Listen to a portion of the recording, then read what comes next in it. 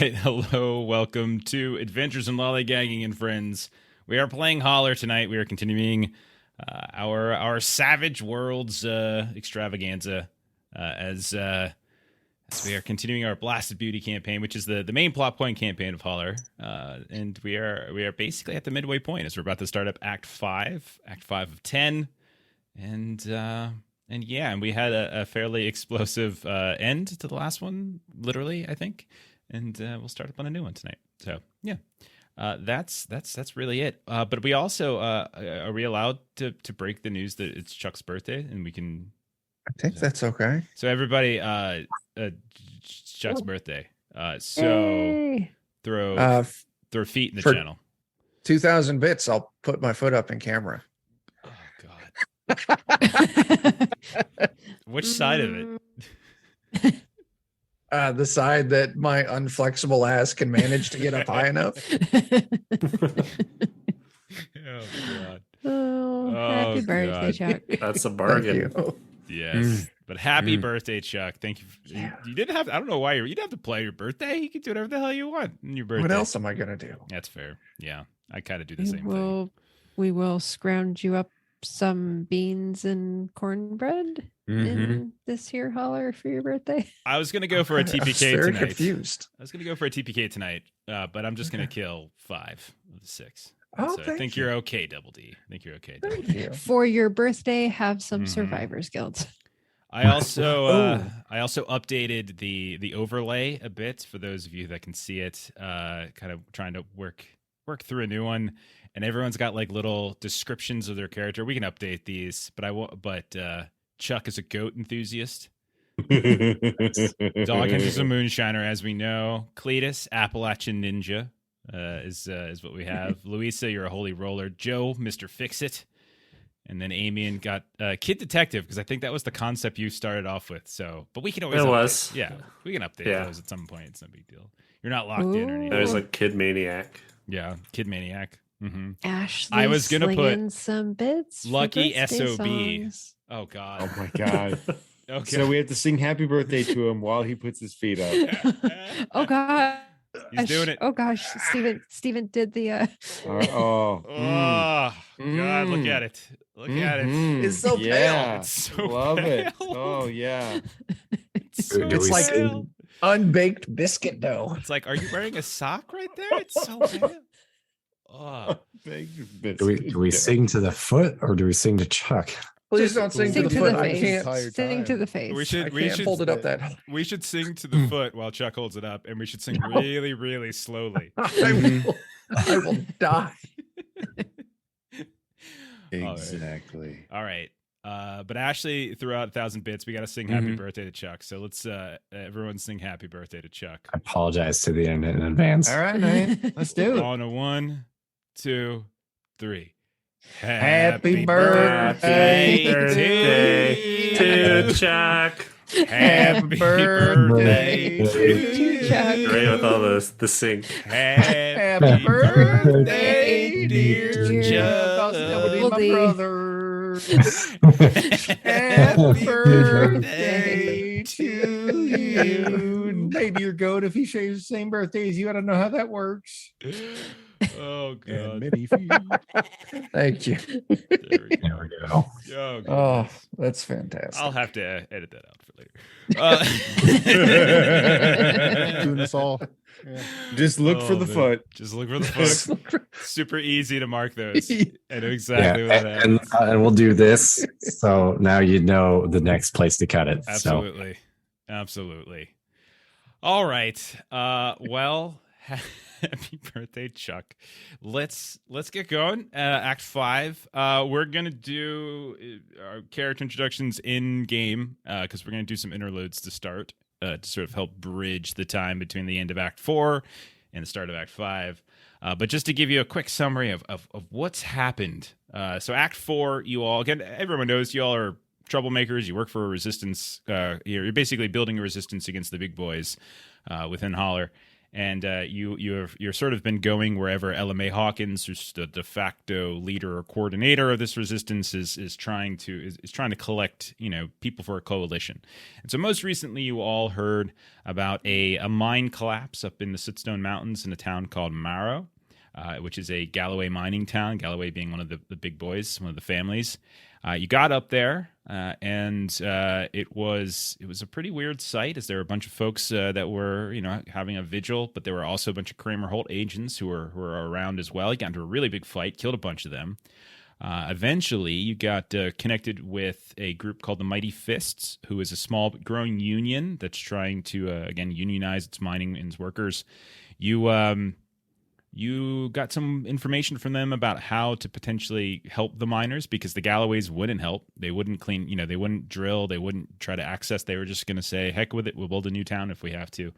And so you did a couple things. I think it was Louisa and someone else. I can't remember who. I know Louisa at least for sure. Maybe Amian as well. Went and recruited some diggers, these inhuman or non-human diggers to help.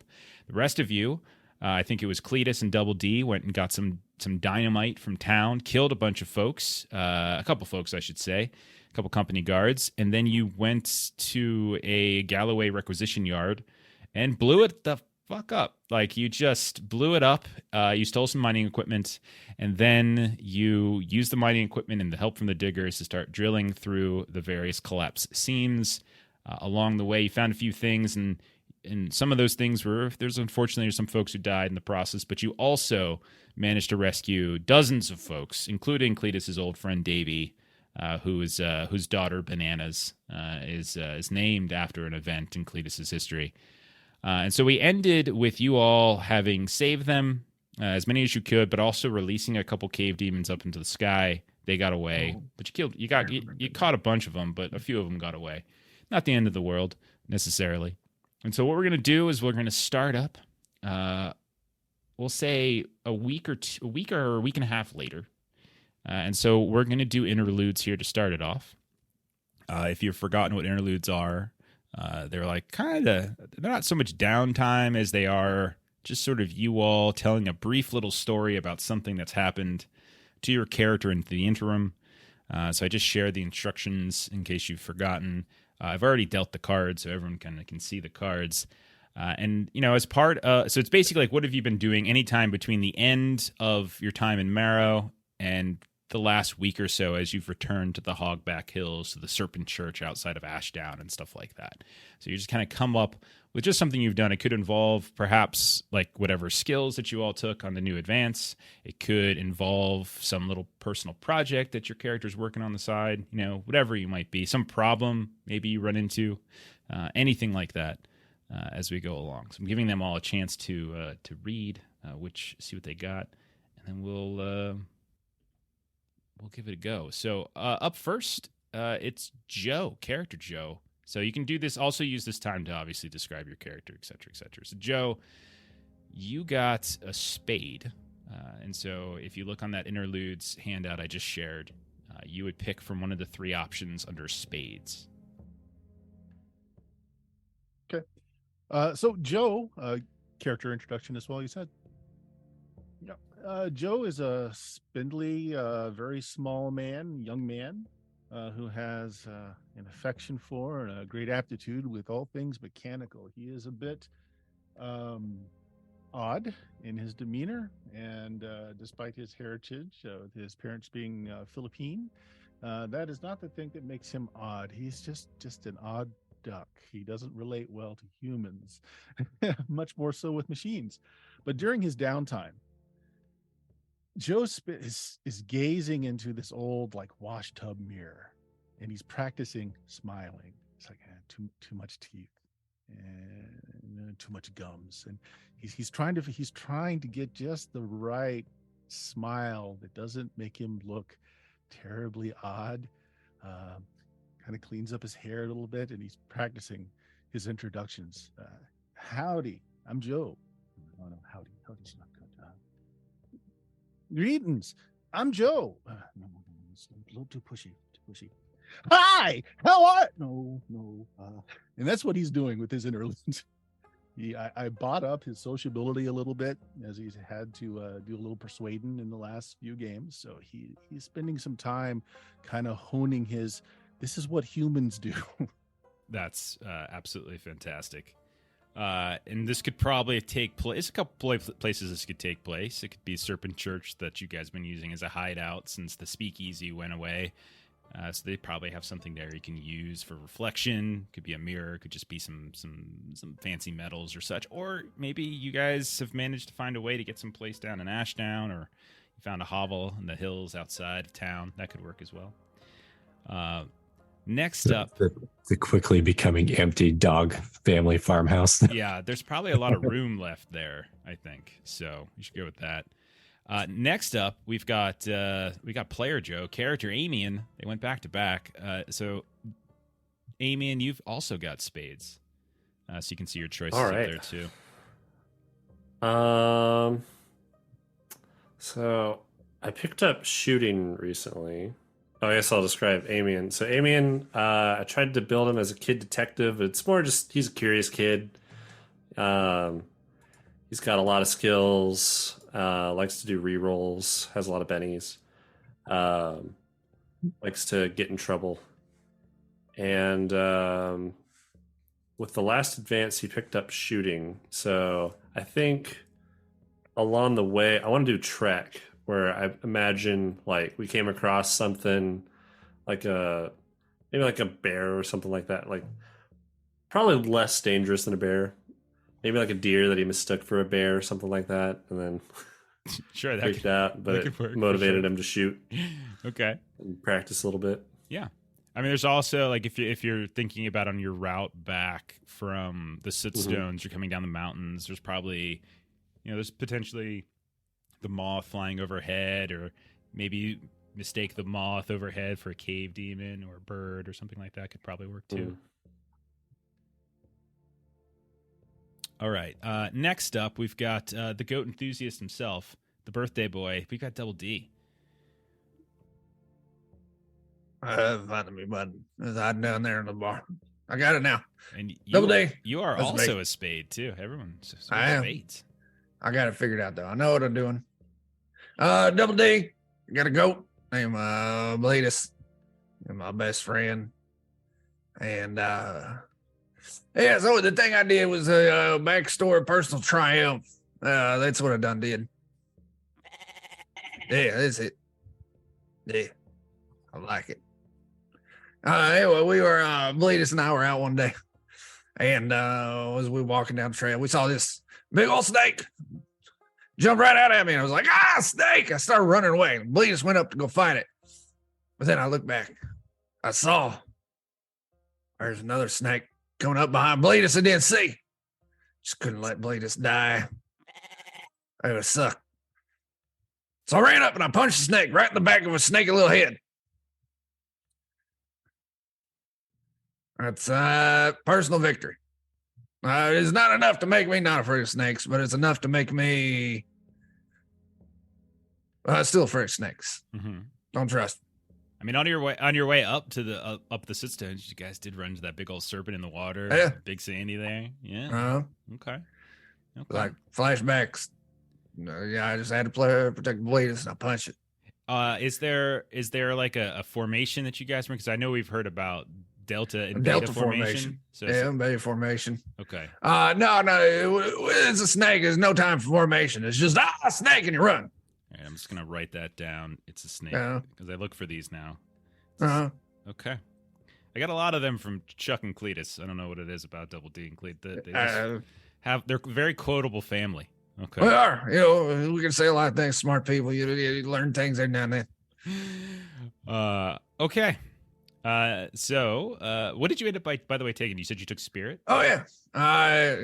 Spirit. Yeah. It was spirited. Yeah, it's you're not as afraid, right? Like Not as afraid. Yeah, still Personal afraid. triumph. Not as Still afraid. I mean, it's a snake. What are you gonna do? But not as much. Okay. Next up, we've got Doggant, our moonshiner. Doggant, you have a heart. I do. Yeah. And I was thinking for this one, I was going to go with like a practiced skill, which I didn't improve on, we'll say. Smarts is what I took for my my advance this time around, so I can work on my distilling a little bit. But maybe I was hoping to learn how to read a little bit. Oh yeah. Didn't do any better about that. I was probably trying to ask some people help me how to read the labels. Okay. Maybe I could do some measuring and sorts. That's how I was improving my smarts. Very nice. Very nice. Fortunately, his hindrance is illiterate. Yeah, so I was asking, like, do you actually have the hindrance? Okay. I sure do. Cletus has that too, I think. So I think there's 2 folks at least in the party that are like that. Okay. I can't read. The whole top row can't read. Look at that. Words of nerds. And I'm just going to go ahead and write down words are for nerds. So I did get smarter, but I didn't get better at distilling just yet. Okay, fair enough. There is going to be a moonshine theme for this new act that we're about to start out in a minute. Oh no! So that's a that means I'm probably going to die almost immediately, so we can disconnect the moonshiner from it. There you go. Yeah. All right. Next up, we've got old Cletus, and we're back to spades. Cletus, what have you been doing for the past week? Well, hell, man, Davy's all up and hit about, and we gotta get ourselves a good family dinner going. Gotta get that baby all riled up, yelling bananas every chance I get. And then have ourselves some drinks, and that seems like perfect time to talk about a personal triumph. Remember last time we were up here, there was that crazy son bitch like kidnapping women. We had to get up in the mountain. Yeah, there was them demon dogs, and they ain't even so much my personal triumph. I just. I'm a little bit in my cups, and I'm kind of missing Eudice a little bit. You remember how Eudice, she only had 2 teeth left in her mouth, and them demon dogs damn near had us all dead. And that sweet old girl, she didn't come up and gummed 5 demon dogs to death to save my life. Yep. Couldn't save your cheek because it took that big old bite out of your cheek, but I seen you growing it back there. I didn't realize you could do that. I don't really understand the physics behind it either.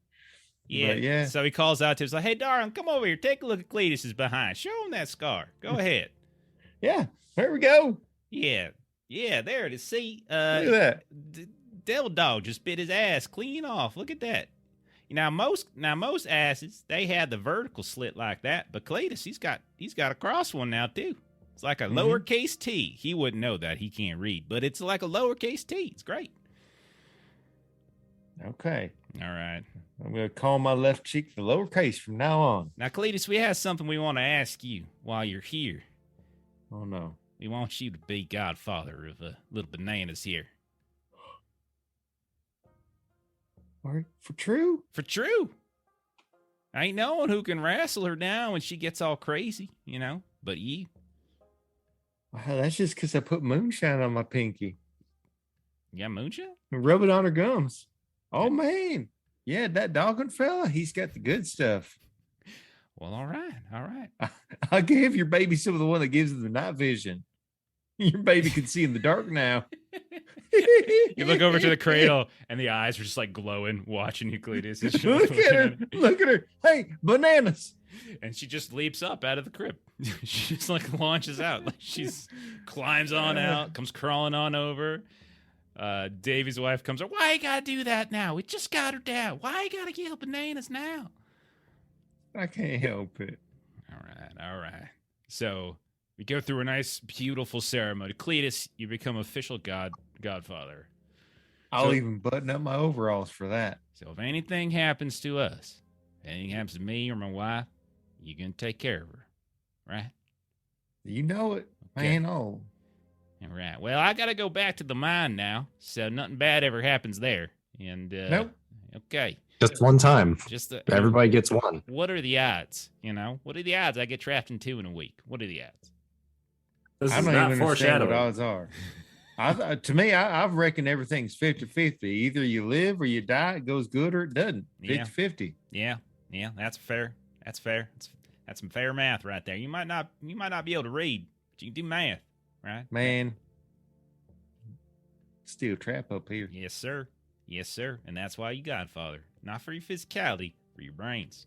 Okay? When we go, when they take us out, because they will. You're going to raise her like your own. All right. Okay. And if we ever just feel like we want a weekend off, you're gonna go ahead and take her too. That's part of the contract. If you knew how to read, you would have been able to see that in the contract. So you are now obligated to babysit 3 times every month. Okay, man. I'll teach your baby all the best things. Okay. Got ourselves a deal. So Cletus, Right. you now have a goddaughter named Bananas, and that's canon now. All right. So I'm gonna teach her how to get a good grip. Okay. All right. And then finally, we've got Louisa. Louisa, you got a diamond. What have you been doing for the past week? Yeah, so Luisa's been kind of staying around the outskirts of all of these kind of interactions with everybody, and kind of the laughing and the jokes and whatnot. And so she's gonna kind of spend some time. She's moving a little bit kind of slower than she had been before. And so one of the options for Diamond is studying or working on an object of some sort. And so what you are going to see is that she is going to basically like cut or whittle herself like a walking stick. And kind of as she's kind of been outside and working on that, if anyone was kind of around, kind of trying to have a conversation with her, you kind of notice that she's kind of, she is a holy roller, so she does a lot of praying and kind of talking to herself and whatnot.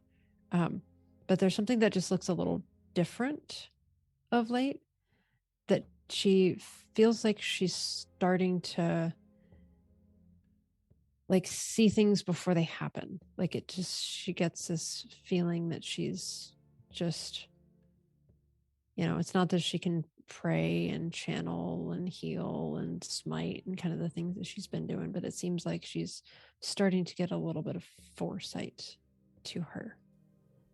Maybe we see like a little montage at the Serpent Church where maybe there's other folks of different kind of faith, but nonetheless like the faithful. Like the different accidents happen, like a rafter might fall one day where like the previous day you made sure to kind of move some chairs or something away, almost like instinctually, just kind of rearranging a few things here and there. And like outside, like one of the cattle, one of the goats or something like that, where they get the milk from, like you just kind of anticipated the fact that it was kind of sick, or it was almost going to maybe step in like a trap or something. You kind of manage to find ways to do it. And we just see this little grouping of images of you just having this almost instinctual reaction to something that hadn't quite happened yet. Yep. And Cool. That is her having, for an advancement, she picked up Augur. All right. Fantastic. So then, after about a week or so of y'all going about your business, doing different things, practicing your social etiquette, becoming a godfather, fighting some snakes, all those types of things. Eventually, you are all chased down by various informants from LMA. I'm sure some of you were together, maybe some of you were separate, maybe some of you are a hole up inside the Serpent Church in the Hogback Hills. But she sends word to everybody who went somewhere else, and they all find you one way or the other about 7 to 10 days after the events of Marrow. And one by one, you arrive early in the morning. And you can see that she's there. She's kind of got her usual kind of short blonde hair. She's got a smile for everybody, but you can tell that she's kind of on about something. She's getting, not so much like worried, but she seems kind of anxious. And when she sees y'all come in, and like, let's see, who would be the last person to show? It's Double D. Double D finally shows up. She's like, it's about damn time. I sent for you like 4 days ago. Where the hell you been? Organ, on the feet. You- I got distracted. You got distracted by your feet. I mean, not by my feet, but while walking on the feet, I got distracted. While walking on your feet, you got distracted. Yeah. I was trying to read, and then I drank some, and then I forgot, and then I tried to read, and then I drank some more, and then I forgot. Another fancy thing. I mean, I was walking on feet. I just get tired. I just took a nap. Oh, my goodness. It was a distraction. We're just never gonna make it. You know, we're just gonna. Never mind. Positive thinking. Positive thinking. Listen, y'all. Dogging, you a moonshiner, ain't you? Oh yeah, I mean that's how the drinking was so easy, and the forgetting too. You ever heard of old Amos Mulholland? Is that a name I would have heard of? Dog and I, as a moonshiner, I would probably give it to you for free. The rest of you can roll a folklore if you want to see if you know, or a common knowledge at -2 if you don't have folklore. But Doggin, you would probably have some knowledge just as it being in the business or in the I remember not remembering a whole lot. So let's see. Looks like Joe got a good one and Amy got a good one. Yeah, Joe, it makes sense probably because you've probably heard Joe, moonshiner of some renown. Amy, and you would probably know this a little bit as well. Doggint, just because of the moonshiner, the moonshiner legacy. He's legendary. And I got a 13. well, more than likely you've drank some of his famed cherry bounce is what it's called. Oh yeah. Cherry bounce, which has a tendency to have some additional effects on it beyond the usual that moonshine would have. But I guess all of you, to one degree or another, would know about Amos Mulholland, who lives up in on the Ghost Ridge Mountains. Specifically, he lives on Cherry Mountain, which he named his primary brew from, called Cherry Bounce. And he is known to be, he's basically the most famous, the most successful, the best moonshiner in the entirety of the Holler. And not only that, but he's known to be an ornery son of a bitch who doesn't much care for the big boys. But at the same time, he's not necessarily one who's going to be like a resistance fighter or something like that. Like he does his thing. He's kind of a man with his own country up on that mountain, and that's it. But Ella May says, I managed to, over the past few weeks, while you all been running around, I managed to come in contact with the fella. Now, I haven't spoken with him directly, but my informant network, been sending messages here and there, and, well, I think we might have ourselves an interesting opportunity here. Because he's actually the one who recommended maybe we send some folks up there to give him a hand with a problem. You see, old Amos, he's been dealing with a kind of an upstart, a rival. Doggin, you heard of a fella by the name of Fergus Dugan? Doggin, I'll say roll a distillery test. Okay, all right, I can do that.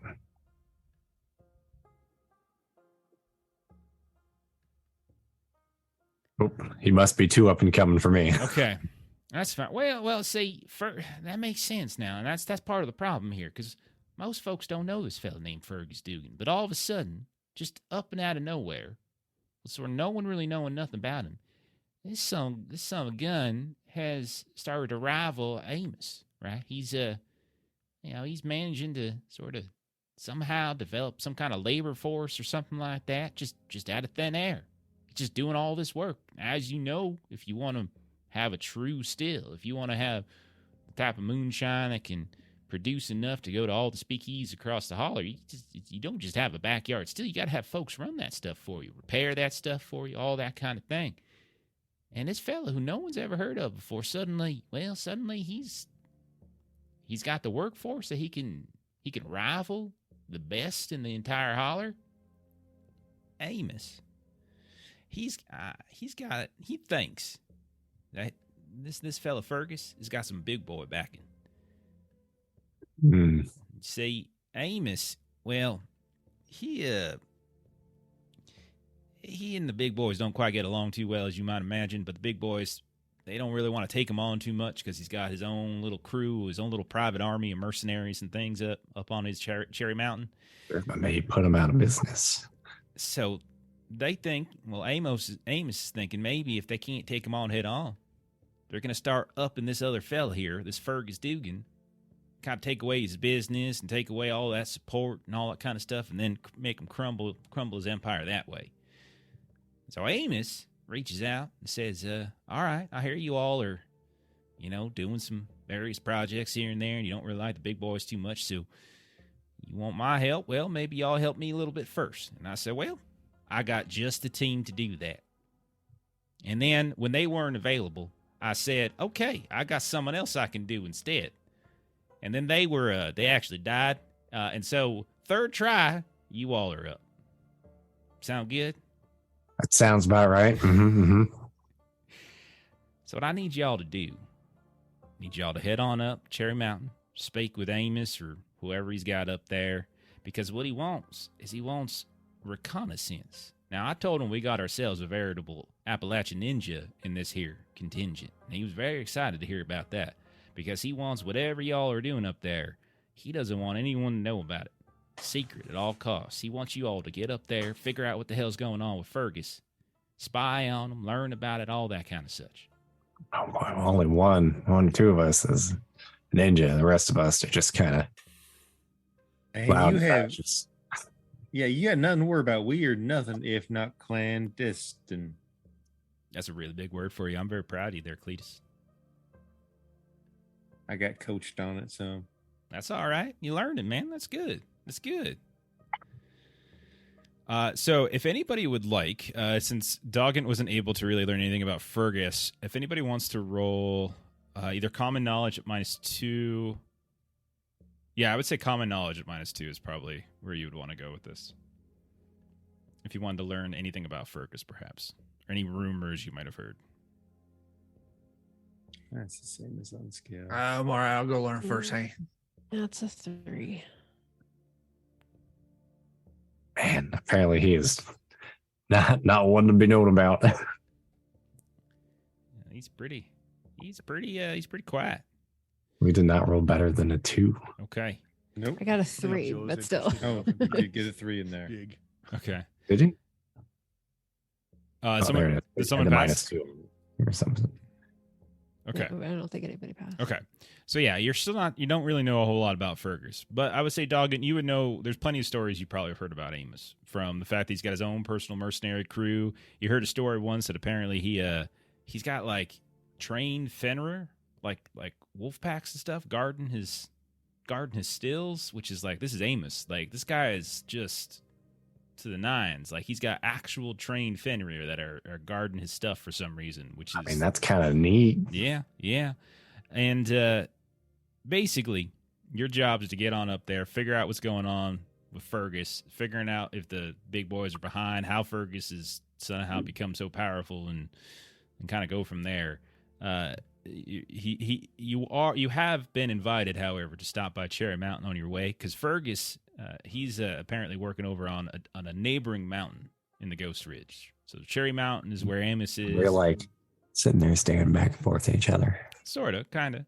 And then Old Rag is like a neighboring mountain, and there's like a little creek and stuff between them, and that's where Fergus is all holed up. So y'all are supposed to stop by Cherry Mountain on the way there, say a little hi to Amos, and then kind of proceed to learn about whatever the hell Fergus is doing up there.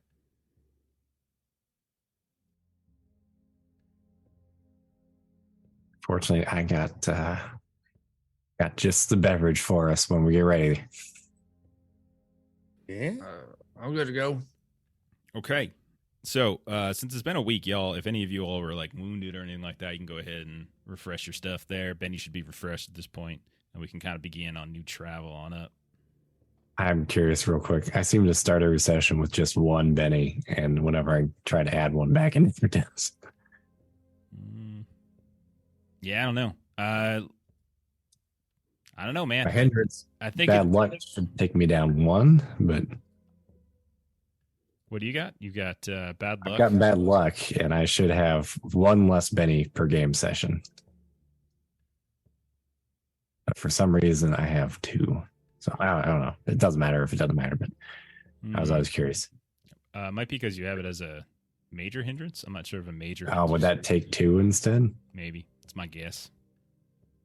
Maybe. Is Dan loud to anybody else? Like, he's starting to come through kind of loud to me. Me? Loud? That never happens. Yeah. I'll move my mic. It's a little You are bit. the loudest Slightly. of everyone. Yeah. I'll move my microphone back a little bit and see if that helps. Okay. So anyway, What was that again? Unlucky? yeah, Bad luck. bad luck. Bad luck. Thank you. All right, so if you all take a look at the map, you guys are back down in Ashdown, or at least near enough to it, and you're going up to Cherry Mountain. I'm picking it up here, kind of to the northwest. By foot, maybe about a day and a half, 2 days should get there. You guys don't actually have access to that car anymore because you haven't quite finished your promise to the fellow who was giving that out, because he is the speakeasy friend. It's never been recovered. You could also try to steal some horses or something like that, or you could just huff it up there. Day and a half or so. It's not that far away. It's kind of up to you. I mean, I like walking. You know, you get plenty of time to take a nap. Well, you know what, man? With that spot that we had like blown up and all, is there any chance maybe them big boys had any like vehicles they'd left around? Say that again. Sorry. Well, was there any big boy vehicles maybe got left behind at that place we set up some explosions? The only vehicles you saw up there were like run down. They weren't functioning. It was like a junkyard more than anything else. Like they were breaking them down for parts. There weren't any live like functioning vehicles that you saw up there. What about, you said like steal horses was one of the options? Yeah, you can. So there are around around Ashdown. There are other requisition yards that you've seen.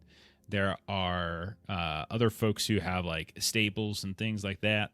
Not necessarily, big boy related, but they might be kind of conspirators in some way. So there are folks around that have these things at these various locales, these ranches, things like that in the hills. So there's always the possibility of maybe kind of trying to snatch some stuff. It doesn't mean you're stealing it, so it's kind of up to you. I know that Joe is the only one here with like a ride, but that ride is Royster's, so it's a question of whether you would want him to drive it or not. I feel like Amian would look at Melissa's character and say, like, see that they made the walking cane, or Louisa, and like she just made the cane. She's kind of walking kind of funny recently, and he's like absolutely not okay with us walking because of that, and would be wanting to like cook up something to get horses or something. Well, Or now ride. don't you be all silly about that. I can handle my own. I just need a little bit of support. That's all. Don't go change my plans around for me. I'm all right. I get you a pigback ride. That's There was some why kind I made this here. We'll be just fine. Just need a little extra leaning every now and again. I mean, that's fine. I wasn't talking about you had your bad leg. I just sometimes fun. Man, nobody gets better piggyback riding double D. Hell, I'll take you up on that. Yep. Yeah, Beta 30 formation. something years ago, Beta that formation. might have been a fun thing It's- to do. What's the fancy letter for P? Pie formation. That's piggyback ride. You know what? I would just get a my kick out of you brothers doing some pigback rides there. I think I would just like to be an observer on that one. Let's go. Yeah. Awesome position. Pick a pie, go. Just run around, piggyback ride, jumping. Okay, so Double D is going to piggyback ride Louisa, and the rest of you are hoofing it. Is that? Oh no! Luis is Oh, God. walking. Luis is walking. No, Okay, piggyback riding Cletus right now. Okay. Showing off. I thought you give me a ride. Cletus. I am giving you a ride. Cletus is on the back of Double D, and you guys There. You guys are going to climb up Ghost Ridge. You're hoofing it. Okay, Mm-hmm. all right, fair enough. This is the most optimal way to get there. It totally is. It really is. So. We're so stupid. So you travel. You're heading northwest on foot out of Ashdown. So you're staying away from like, there's not roads, remember, but it's more like paths and things like that, and kind of these gravel sections, or just sort of beat down dirt and stuff. But otherwise, it's just kind of a hilly path. You get started fairly early in the day, so you pretty much make it all the way to the base of the mountains as night starts to fall. The last time you were up on the Ghost Ridge and you went to bed, you had a little issue as a screamer kind of came out, and you guys had some fun with her. But you're not quite in the same spot as you're not really on along the road. There's like this winding path, and you're just sort of working your way up as best you can. You go past Holler for a little bit, and they kind of point you in the way. You guys know a few folks who is associated with the Cole family, Vernon and Fernan, the twins that you met when you guys were driving over by Gilmer. Maybe you drop their name or something, gives you a chance to sort of camp out there or near enough. And so you're not really like out on the road in the middle of nowhere sleeping in the night. You're managing to find like a decent, a decent spot where you're camping with people who can watch your back while you're sleeping. We've made some connections. Yeah. So you start to kind of know a few folks. And they mentioned too, like, well, we Coles, quite a few folks of us up here, on Ghost Ridge. And then like, yeah, if you want to head on around over by Gulch side, we got ourselves a second cousin, still goes by Cole. But if you ever feel like doing any kind of racing over there, we got a fellow over there, really nice guy named Everett Cole, good fella. We got an old auntie. Actually, no, I think she might have died, but I think her daughter. I never met her before, up by Cherry Mountain or so, or Old Rag, one there too. You ever kind of pop in, tell her we said hi. But as long as y'all friends of Vernon and Fernan, and they dumb as dog shit, but they're nice folk in their blood. So if you're friends of them, you're friends of ours, and we much oblige you helping out the Cole clan. We heard a little bit about what y'all doing. We don't really want no politics here, though. We ain't gonna get involved in all that yet. Not until y'all demonstrate a more robust coalition. And when that time comes, well, maybe we start talking. But right now, you can stay here, but that's about it. Savvy? Oh, thank you very much. I didn't catch the name of your aunt's daughter. Oh, geez. Well, let me think. Well, I think her name's Vetty. She married some just dumb lick some bitch up there. I don't know. He good for nothing, what he is. I tell you what, you can somehow talk Vetty the hell out of staying with that boy up there and bring her back down here, and maybe we'll listen a little bit more. What you All got right, to say? man. Okay, well, what do you call the opposite of a matchmaker? Because we're going to do that, and you're going to see we're bona fide. Well, homewrecker, I think, is what that is called. Yeah. Man. I'm a proper home wrecker. You got a home Literally, wreck? Okay. Now, again, I haven't seen her in quite a bit, but she's cold. She's cold blood, so she probably should be down here, not up in that damn mountain with that dumb old man of hers. Okay.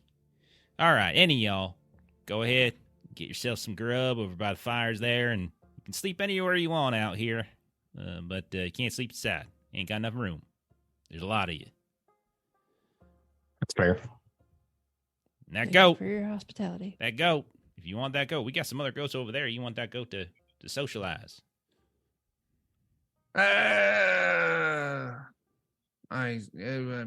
It's good for ghosts to socialize, They just hanging out with humans all the time. They get kind of weird. Good night. Okay. Luis is just gonna kind of look around Double D and just say, I think that not hanging around with other goats thing has already happened for a bit too long. So it might just be in all the goats' best interest to leave them separated. I think the weirdness has already set in, if you know what I mean. You don't want his goat giving your goats any funny ideas. All right. Be on, goats. Okay, you see all these goats that are kind of coming up kind of close to Bleedus, and they're getting kind of excited to see another goat, and they're like, and then now they're running away all sad and such, kind of moving off, and you hear like some random sad bleating in the distance in the shadows as the sun goes down and everything. All Louisa throughout the would like night, to there's go just over and sad bleating. pet the goats. Next, them goats gonna be Wait, I got a question. I got a question. Yeah, what's that? Not for this man. This is eyeballs for myself. That's the word double DC, any baby goats? Roll notice test. Yeah. Got it. Why? Why is that a relevant question? Why not? Internal monologue right here. You mind your business. I got 5. 5? Yeah, there are in fact 2 very small baby goats that seem to be amongst the group. There's probably about a dozen in total, and there's maybe 2 of them that look like baby goats. All right. Noted. Okay. So night progresses. There's some sounds of distant thunder, but you don't really see any nothing really comes of it. It's just sort of there threatening. A couple folks you could tell when the morning comes, you can see they're kind of heading on down to Lake Monroe there off to the south, but kind of bidding you all, and you guys all have a good truck up the mountain there. Take care. Be careful up there. Kind of dangerous and such. That kind of thing. Keep your head down. All that sort of such. Bunch of Kramerhold agents around here lately. Man, some bad business went on down over in Gilmer, and they just been all over the place, man. Sidewinder, up here in Ghost Ridge, man. Great Crag is off to the west, man. They just everywhere now. They like ants. They just keep sprawling, looking for folk and everything. Yeah, they don't really come in here and mess with us too much, but they get on the roads, and they kind of waylay some folk. When we ain't in number, when we Coles ain't in large numbers, they kind of surround us a bit, ask us a couple questions, think they in charge. Word comes back, though. Word comes back, so they don't do nothing too bad. But you all ain't Coles, so might want to be careful is all I'm saying. We do feel poorly about the added eyeballs on things that we seem to have inadvertently caused with some of our actions we've taken. Well, that's kind of an understatement. Y'all not hear what happened to Gilmer? We heard some rumors, I believe, last time we were come through these mountains here about some repercussions that happened over yonder. We just saw Vernon and Fernan a week ago, and they told us, man. Well, Gilmer, it don't really exist no more. It's gone. Bunch of old. What happened to it? Well, apparently the Whitaker boys, sons, such, daughters, uncles, nephews, whatever. Whoever they got in charge now that Royster's dead. Well, they took it upon themselves to ask a few very difficult questions, and when they weren't getting the answers they wanted, well, they did something else.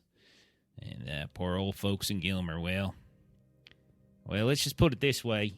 The ones that survived, they either up in Folsom, over in a Bondurant asylum or something, or they scattered the wind. And those that didn't, well, they a couple feet under, I suppose.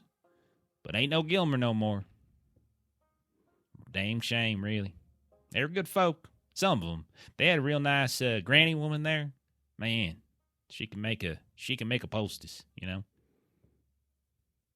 What was the word about what happened to her? Oh, well, I don't know specifically, but she's an old lady. I don't think she ran very fast, very far. So they probably got her all holed up.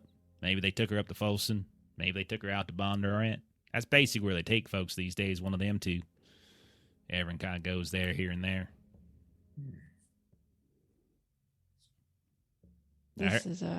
I heard there were a bunch of witches up there, too. But I guess when they went looking for them, well, I guess whatever that witch town was, it ain't there no more. But I heard a funny story. You get enough witches together, they can do all sorts of fancy little things, They get their magic flowing and such, and they can just take their old town and just go poof, poof, and they're on a different side of the holler, just like that. One day they're off here to the west, and then, Wimbo, Wambo, Mimbo, Jambo, and they're on the other side now. So maybe that's happened to them. But that ain't what happened to Gilmer. It's a shame. Real shame. Anyhow, y'all have a good day. I don't know if that's possible anymore, but all right. Oh, that's some sobering information that you had to share with us, but I'm not here anymore. I already left. Why does everybody look so sad? they when we do things in places, we move on to the next thing we hear about, but there are some deadly consequences that follow in our wake, it would appear, as the big boys and the agents are looking for us, and people don't share information about us. They seem to not fare too well. Sooner or later, the big boys and like are just going to kill all the folks anyway. I mean, yeah, maybe they went to the maker a little earlier than normal, but it's going to happen unless somebody stands up to them. And I don't see a lot of other folks doing the stand-in besides us. No, don't start nothing, won't be nothing. I think we are starting things that we are not finishing, and that is the issue. We are doing some things. Oh, we can finish stuff if that's Louisa. Is that what we're going to do now? I mean, man just talked about all these prisons. I mean, we can go and just kill everybody in the prisons and let all the folks that we know out. Wait, if we kill all the people in the prison, how are they going to get out? Because they're dead. Well, I mean, you want us to carry all the dead people? We just be killing the ones that are like the guards that are holding folks, I guess. But just the bad ones, and not the bad ones because they're put in jail. The bad ones, the ones keeping them in jail. Just the ones that are needing the killing. Oh, okay. Yeah. But maybe as we go along, we are making sure that we're increasing our numbers so that there's a strength to be able to do some such thing like that. But I must more math then, because by my count, whenever we do something that's supposedly good, they go and kill 2-3 times the number of things that we fixed. That's not really working out. I got it. That's the sobering reality that we are facing at the moment. We got to do new math. You do good and they do bad. You just do bad. They ain't there to do bad. We just got to get to killing more of them, and they can kill more of us before they can kill more than us, and the math works out. At least wise, I mean, I suppose we can convince them to stop being bad. Mm-hmm. That's more your thing, Louisa. I think sometimes I suppose it's possible that leopard can, get rid of its spots and all. Yeah, man. That's like how that goes. Leopard changing spots. There used to be a pond like Double D and I fished at. Like it just had fire ants all the time. We used to try and get rid of them fire ant mounds. Every year you couldn't do it, and eventually we just stopped fishing there because it just wasn't worth it, man. And like maybe that's what we do. We just keep being. Choice. We can't leave the fishing hole. I'm saying we the make fire ants in that. Yeah, we're the fire ants. We're just such obnoxious pieces of shit that they get tired of us. And they can never quite tell where we are. Right. I like that idea, yeah.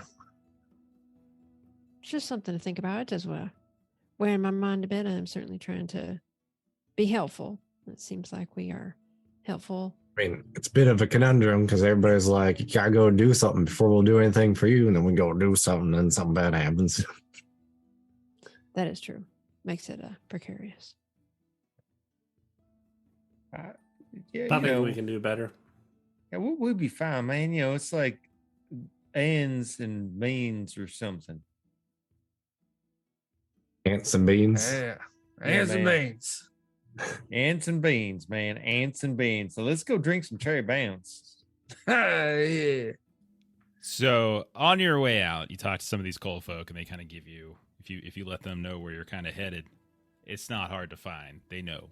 Like, it's Cherry Mountain. Everyone knows about Cherry Mountain. You head on up there. Now, be careful, how much you poke and prod a bit. Like Amos is known to be a bit of a recluse. Doesn't really like to be the most social guy in the world. He usually gets other folk to kind of do his business, but they kind of give you some basic directions on how to kind of move on up the mountain of the ways, and you kind of find one of his lower stills that you can probably get some stuff from, and you kind of start moving around a bit, and eventually you get kind of directed to a fellow by the name of Yancey. So Yancey Earl, and he's kind of this grease monkey that Amos keeps at one of his stills towards the base of Cherry Mountain. And whenever you ask, anybody here around, just like, talk to him. He's you talk to him, and damn well Amos is gonna get it, and whatever he's saying is probably coming from Amos anyway. So y'all get directed to this fella. When you meet him, he's a big old tall African American man. He's probably about 6'7", 6'8" or so. He's got this big old beard, this kind of big old like gray and black beard kind of hanging down, but none of it's kind of covering his mustache. And he wears this big old straw hat he's got on, and he kind of come wandering up. And you can tell his hands, like his fingers, are all discolored, kind of covered from grease and oil and all sorts of things. He's got looks like some really old rusted spanner that he's got tucked underneath the belt around his waist. And he kind of looks kind of around quietly, sees that no one else is around but y'all, and he's like, "You all the one that LMA sent up to give us a hand? That Yeah. right? Yes. Which one of y'all's dogging?" Oh, right here. Yeah. Amos was saying something about y'all got yourselves a moonshiner. That right? You make Not anything. quite near the same skill, but yeah. Well, that goes without saying. But Amos is very curious to taste, a bit of your work. If you got anything you want to leave here, and I'll go ahead and bring it on up to the boss man, and he'll provide an assessment. Sounds like a deal. All right. Well, I'll trade y'all as courtesy for y'all trekking on up here and giving a hand with some of this. Boss man, well, he wanted y'all to have a taste. And so you see him kind of like reaches under this table and the still kind of pulls out this like wooden crate, and you can see there's these stacked up kind of small mason jars, and you can see they're filled with this very, very clear liquid, and everything's clean. Everything's very, very clean. Like his hands are greasy, but all the jars are super clean. They almost look, they look like they're well taken care of. And it kind of starts doling them out. Every one of you can put a cherry bounce in your inventory. I don't have it anywhere, just add it. And so he says, now listen, that there is for y'all, one apiece. That's how it is. You want any more later, well, you got to buy it like the rest of them. Now, a few extra details we didn't necessarily tell Miss Hawkins. Now, there are a very significant number of Kramer Holt agents all around here. You probably heard some quite a bit and everything. Some of them around our mountain, some of them over on Old Rag. And while the fastest routes to take that Sidewinder road down there, that's sure enough way to get yourselves harassed by some of them Kramer Holt folks. So instead, what we recommend is y'all head on down and take the creek, cross it. It's certainly rougher travel in hands. It's certainly rougher travel. Sorry, I always have to do that joke whenever I hear it. It's rougher travel, but if you do it, get across Drunkard's Creek on your own, find your way across, hope y'all look like you're decent swimmers, I suppose. Then you'll probably be able to get there without a whole lot of trouble. Now, I gotta warn you, though, that creek down there, they've been having a lot of rains late. Oh, it's been flooded, so the currents are fierce, so hope you all know how to handle it. Otherwise, you got any questions for me? Or for the boss man?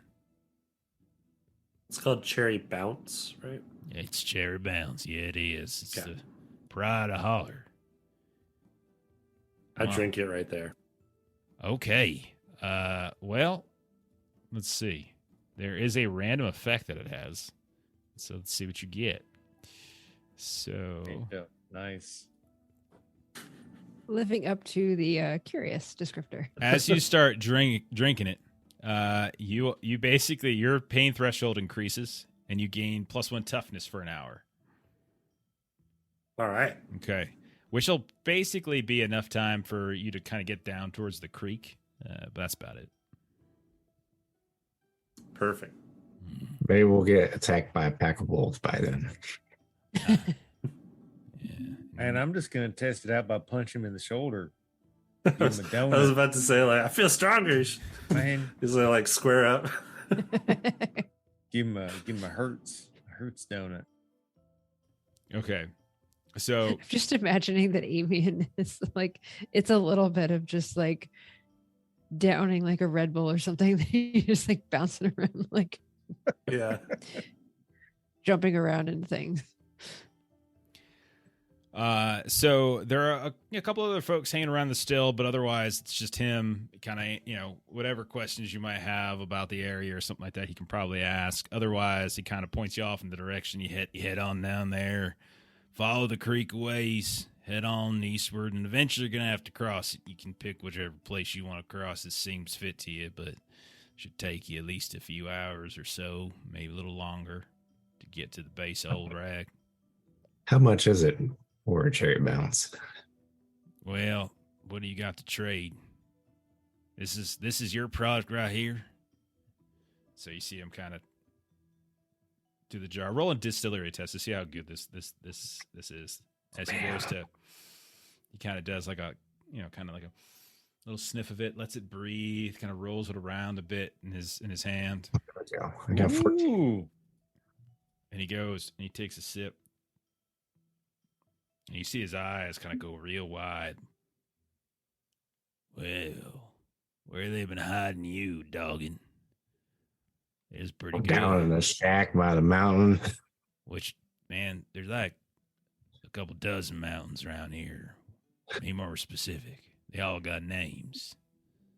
Man, it's that one what got all the gravestones nearby. Yeah, Hear the words on it. that doesn't narrow it down too much either. What do you call this brew there, doggin'? I didn't even come up with a name. Is that the hair of the dog? There we go. Oh, That's what it's called now. Hair of the No one's dog. ever asked for a name before. Should I ask what's in it? What its special ingredient is? Care to share? chili pepper. Chili powder. I thought there was a bit of spice in there. That's very fitting for me, at least. Okay. A little like fire for your fire. I'll tell you what, because your young man drank it a little prematurely and such. That's more for the road for later if you need some assistance.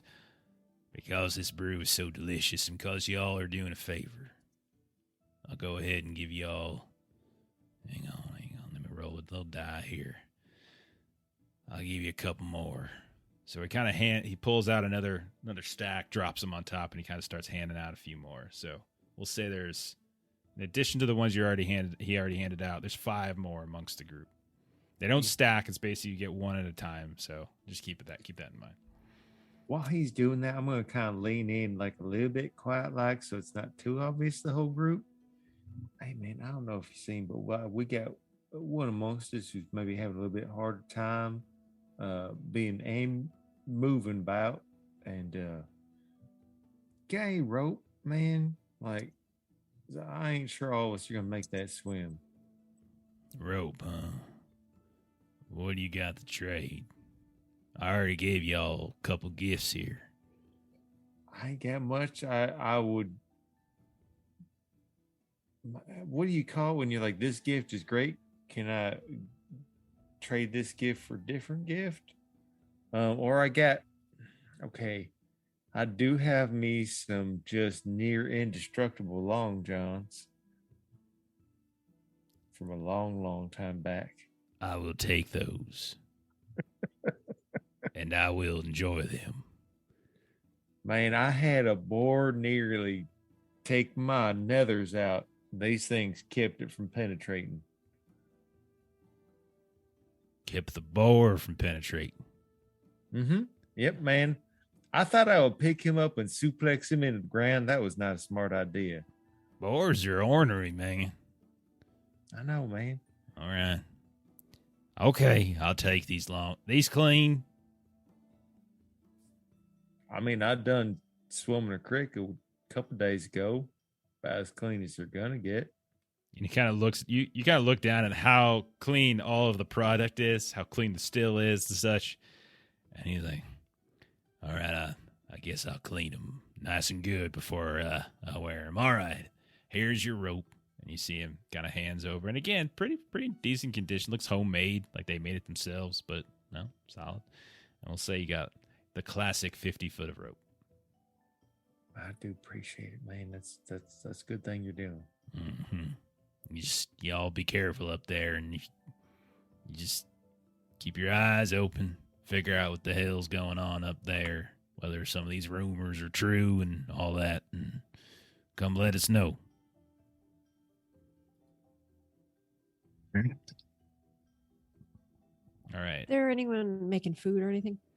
I mean, there's a couple little spots around here where there's people making food and sitting around. Some people are working here and there. So it's like, again, it's a still, but it doesn't look like it's the primary. So you can just tell from the size of it. This is probably not. There's probably more elsewhere scattered around the mountain. Some.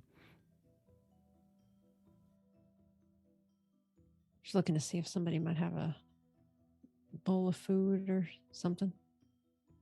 Sure. I mean, you could certainly do that if you need to. All right. Anything else y'all did around here? I've done about as much good as I can. Hey, Okay.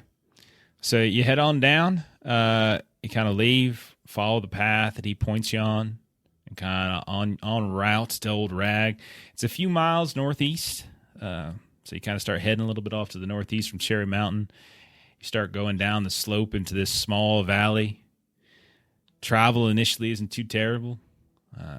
Eventually, you can see that there's an occasional mist that kind of creeps in here and there. This, you all can kind of tell from a distance, looks a little bit like blight, but it doesn't seem to be too oppressing like some of the other places you've been. Like sometimes in the Hogback Hills, you can see some of the gullies up there between the hills can get pretty rough, and certainly up in Sootstone, blight was far more considerable. Strangely enough, it actually seems halfway decent. But then you kind of actually get up towards the creek itself, and you can see as you're kind of starting to sort of pass along it. And he said you basically want to follow it a ways to the northeast before you kind of cross over. You take a look at the water, and the water is just nasty. Like there's all manner of like pollutant in it. You can tell there's no like it doesn't even really look like water anymore. The discoloration is so severe. Not only that, but you can see like it's got this sludgy quality to it here and there. There's weird things sometimes moving around in it. It looks like refuse and runoff. And it all is sort of moving at this immense pace. And you can tell like it's been flooding recently. Like it's like up over the bank and it's sort of spilling out onto some of the rock and some of the grass nearby.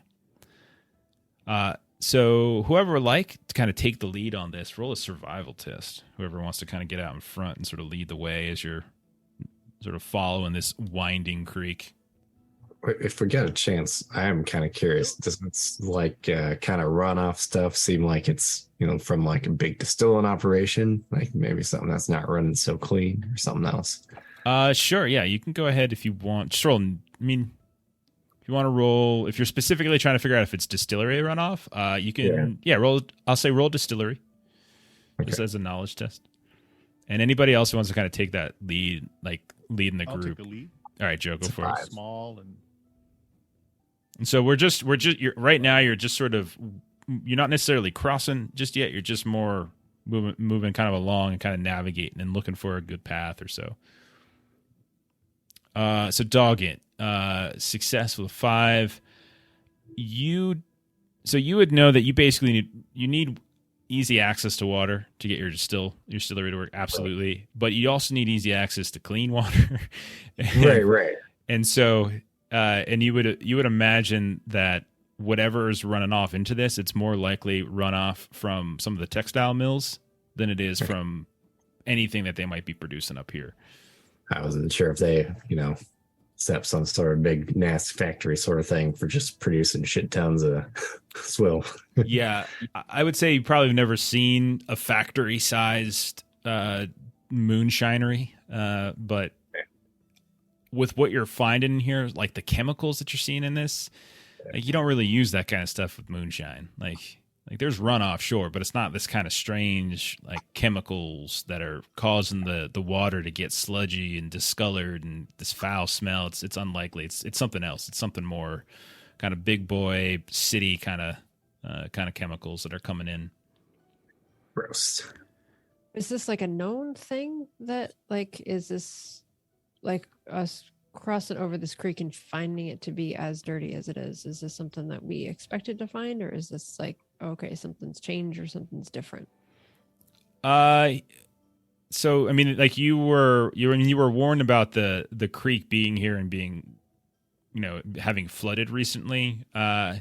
In terms of whether it surprises you, the whole Holler to some degree is in kind of this push and pull between this naturalistic beauty, but also like this ever-present industrial kind of push that the big boys have been doing. So more and more every year or every month or so, there's aspects of like the natural world that are continuing to get overrun by like the harmful effects of industry. So this is just one new place that seems to be suffering from it. Got it. Okay.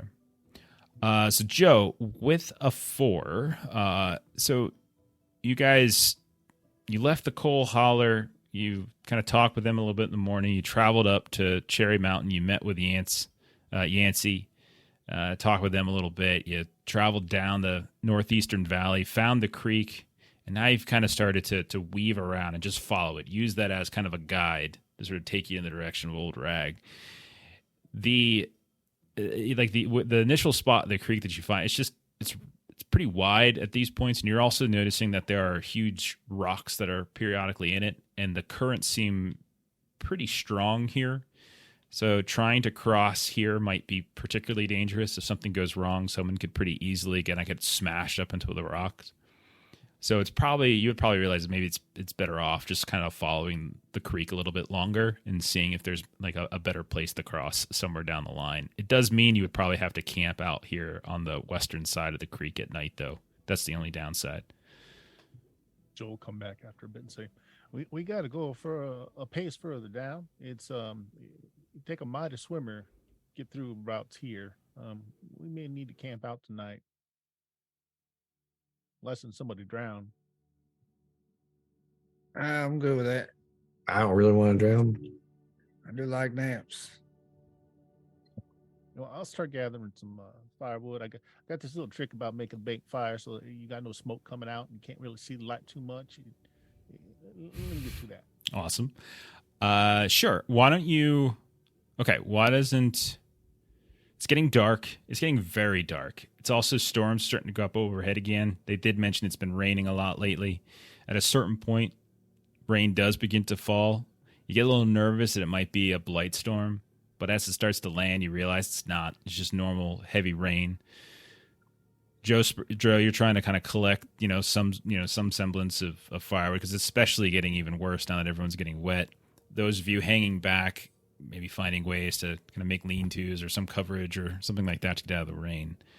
I'll say Joe and somebody else who was not out trying to get wood, go ahead and roll a notice test, but do so at -4. I can do one. Yeah, I feel like Louisa would not have gone out looking for wood. Okay, so just whoever's hanging back at the at like wherever it is you're camping, and then whoever is like going out and actively getting something is essentially -4. Yeah. Ugh.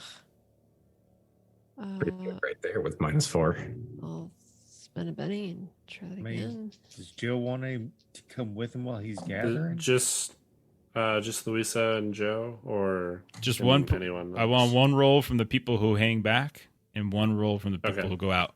Support's sure. fine. If people want to support each other, that's totally cool. I just don't want like. So I still managed a 6 Ooh. with -4. Okay. I'll support. Louisa had some exploding, so can. she ended up with a 12. Okay. So while I think it was Cletus said he went out with Joe. So while Joe and Cletus are out, kind of trying to find some wood around here. There's a handful of thickets and stuff, and so you're able pretty easily.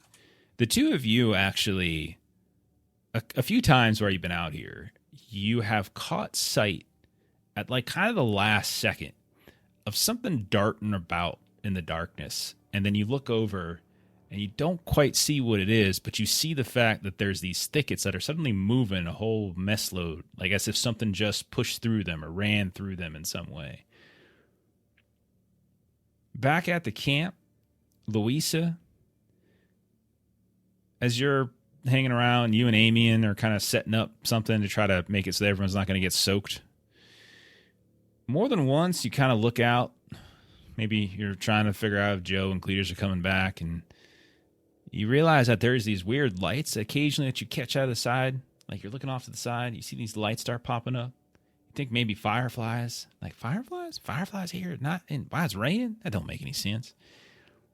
And that's when you realize, like, they're not fireflies, but you just see like this pair of eyes in the distance, maybe 50 feet away or so. Bright as can be, this kind of golden color, just kind of staring at you. And then you can see they suddenly just kind of close, and they don't pop up again in the same spot. About a minute later, Louisa, you see off in a different direction. Amian, same thing. One, like kind of off to the north, these eyes pop up. Same thing, same look. A little bit closer now. Look off to the west, same thing. These eyes kind of pop up. Second pair.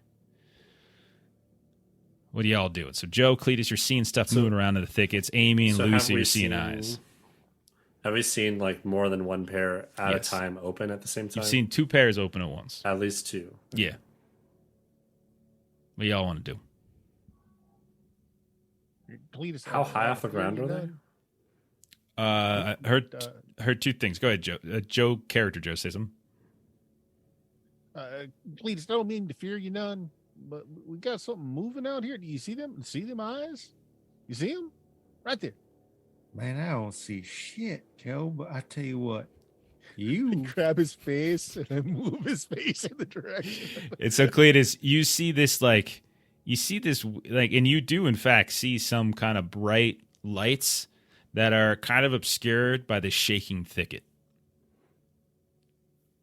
now I got myself a bad idea, but I'm good at bad ideas. Now you move yourself like a man with purpose. Maybe I stay about 5 feet away from you, so as they see you moving with purpose, they don't see me for shit. Anybody tries to do anything for you, I do to them. And then Joe, thinking he's being nonchalant, sticks his hands in his pocket, starts whistling, and takes big strides forward, making some noise. Okay. Cletus, are you trying to sneak up? Yeah. Go ahead and sneak up and take a support. Take a +1 from Joe's distraction. That's delightful. I love it. It's just whistling in the rain. Amian, to answer your question why he's rolling, about 4 feet off the ground. Okay.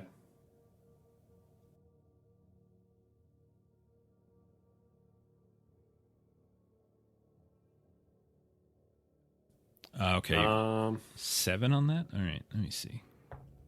I want to wait again and see if it like tracks me as I move. Okay. So Cletus, you're slowly kind of sneaking out Appalachian Ninja style, slip into separate thickets, start kind of weaving around as best you can. Joe, you're kind of whistling Dixie right there in the rain, hands in pockets. And every now and then you kind of look over, you see those eyes are still kind of staring you down, Joe. And What a dreary night. I hope nothing hurts me tonight.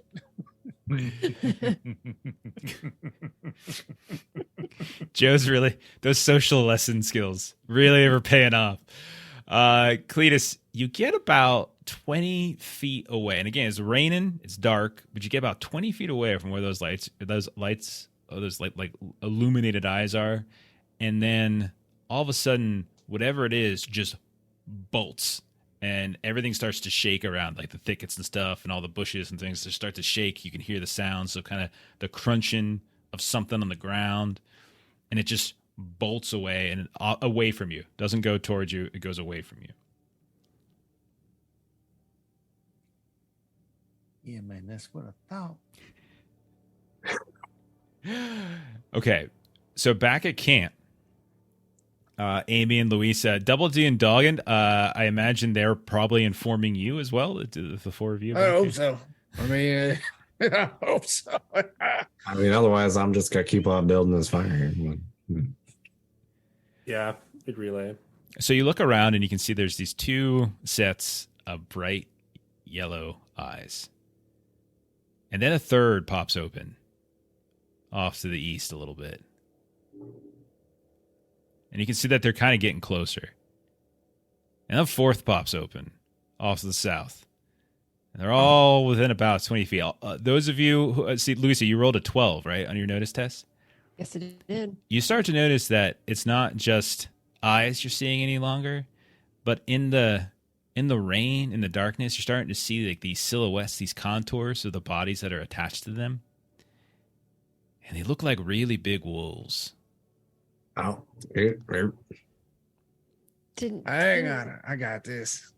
So Luisa's gonna go over to Double D, and be like, "Oh, hold on."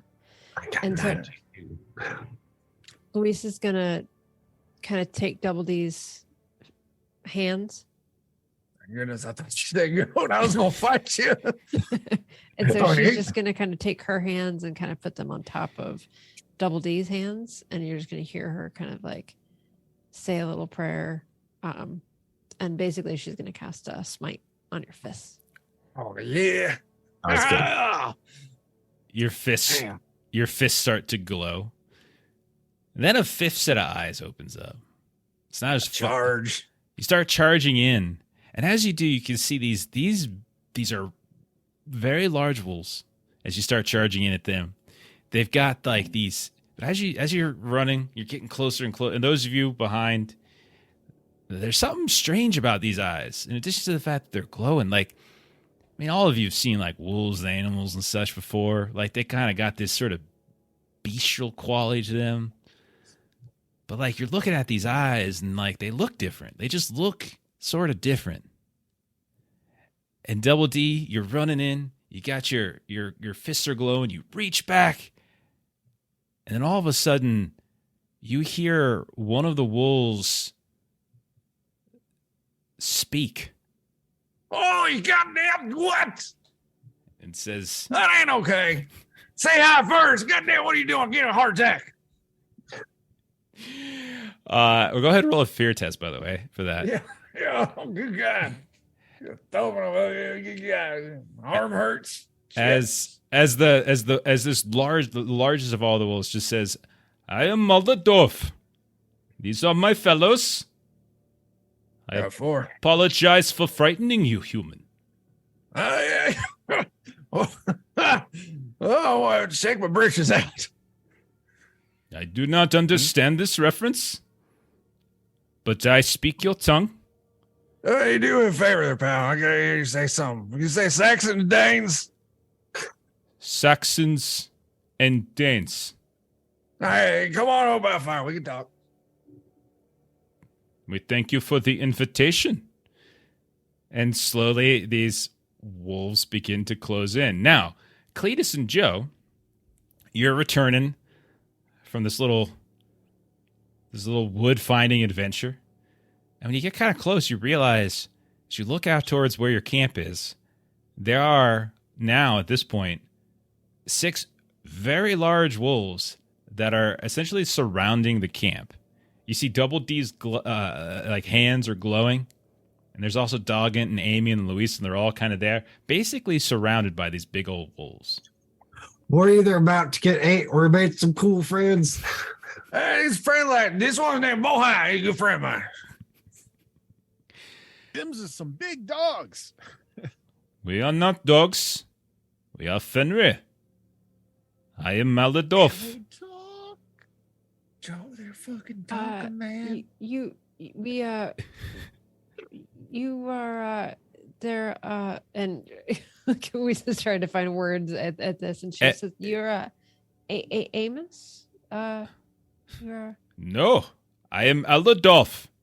I have said this. Is it not proper to provide the name when you greet? I'm Doggett. Louisa.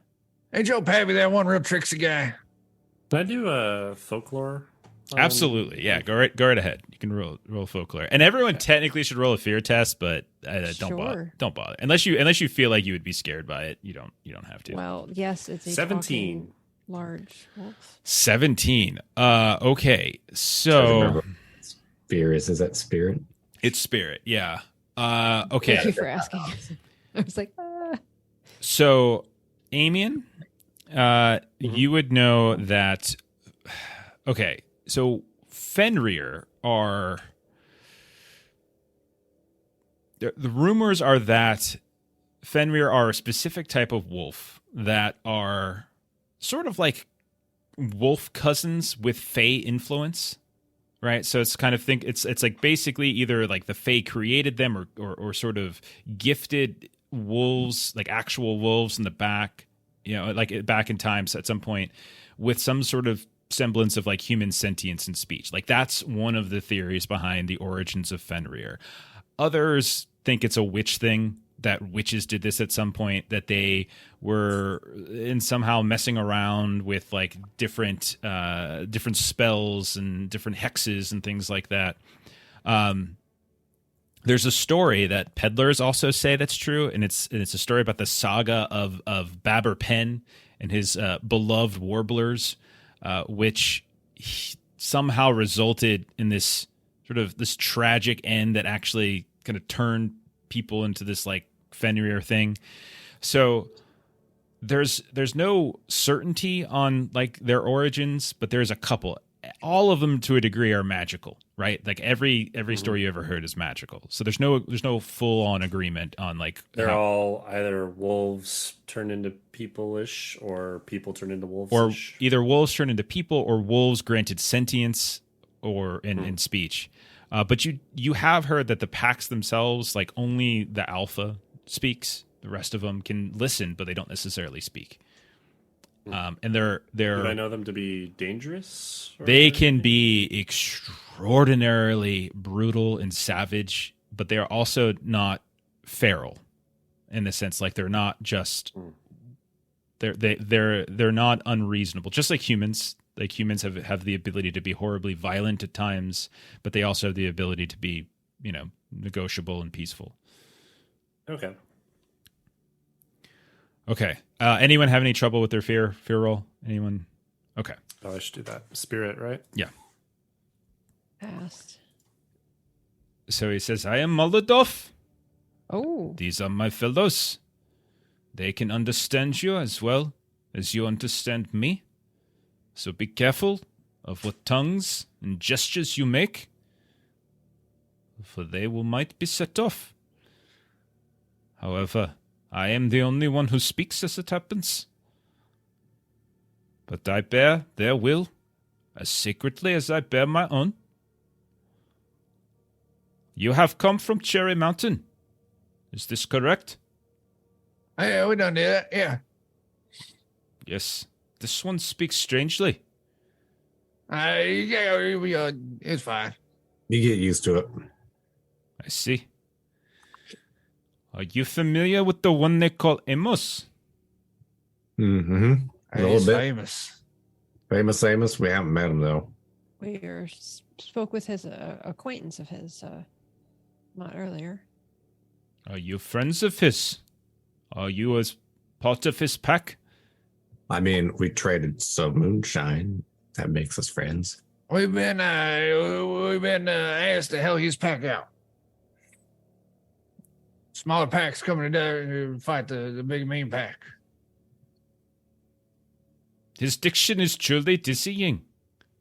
Yeah, you get what I mean, though. You smell it cooking. We were sitting here to provide assistance. We have Oh. not yet met Mr. Amos himself. Are you planning to cook that goat? Hey, don't you do it. As their blade is my good friend. You are friends with this goat. Yeah, I see. We will not best kill it. friends. This one here, my friend, Bullreg, was going to eat that goat, but I shall tell him not to. I appreciate that. I mean, I don't want to gun violence here, but I mean, I defend him with my life. We mean you no harm. All right, cool. If we wanted to devour you, That's we right, could his have name done was it easily. Oh my God. I said the wrong name earlier, Jeff. I'm so sorry. Oh, I heard. You said Bohai. Sorry. It's fine. I did. I was just, it was, I'm still distracted by putting my feet up on the screen earlier. Like, Clearly, my characters are not very memorable for you. They're very boring. It started with a B. Come on, man. I'll just go away now. Good night, everybody. Thank you for What? the stream.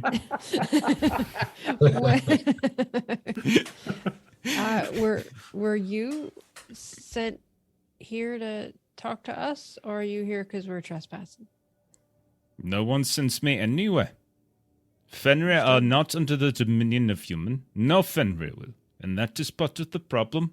Why I'm I think speaking we were with given you. some misinformation. I think we were.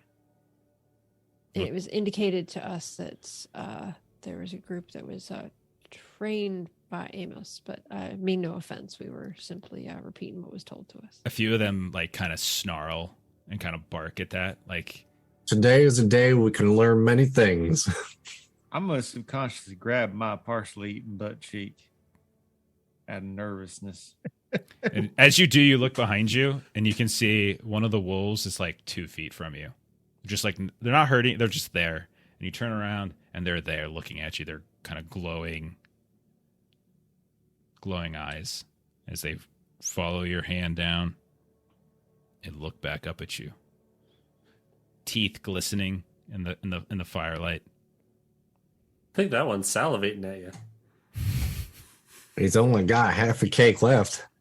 Man, Joe rolled a 10 on his fear check. He's like barely holding himself on check because he's like, they're big enough to ride on. I want to ride me one of them.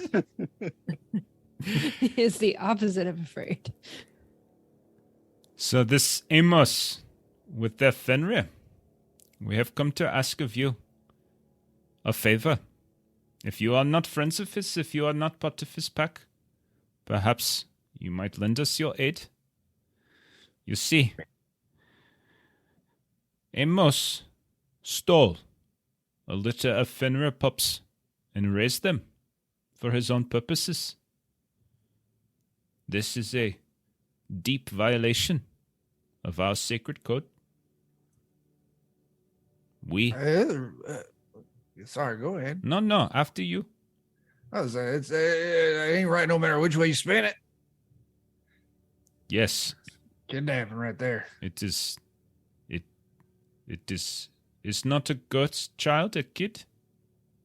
It is, People term. The term used to describe when people kids got taken by someone. but they are not people kid, they are Fenrir pups. Would it Wait, I'm not just be saying. pup napping? Look at you being. All right. Pup napping. Yes.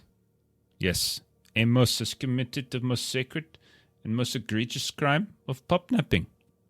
You see, we hold it amongst ourselves as Svenrir to never make ourselves subservient to men, never let this happen to us. And if ever we are faced with that, we would choose death over domestication.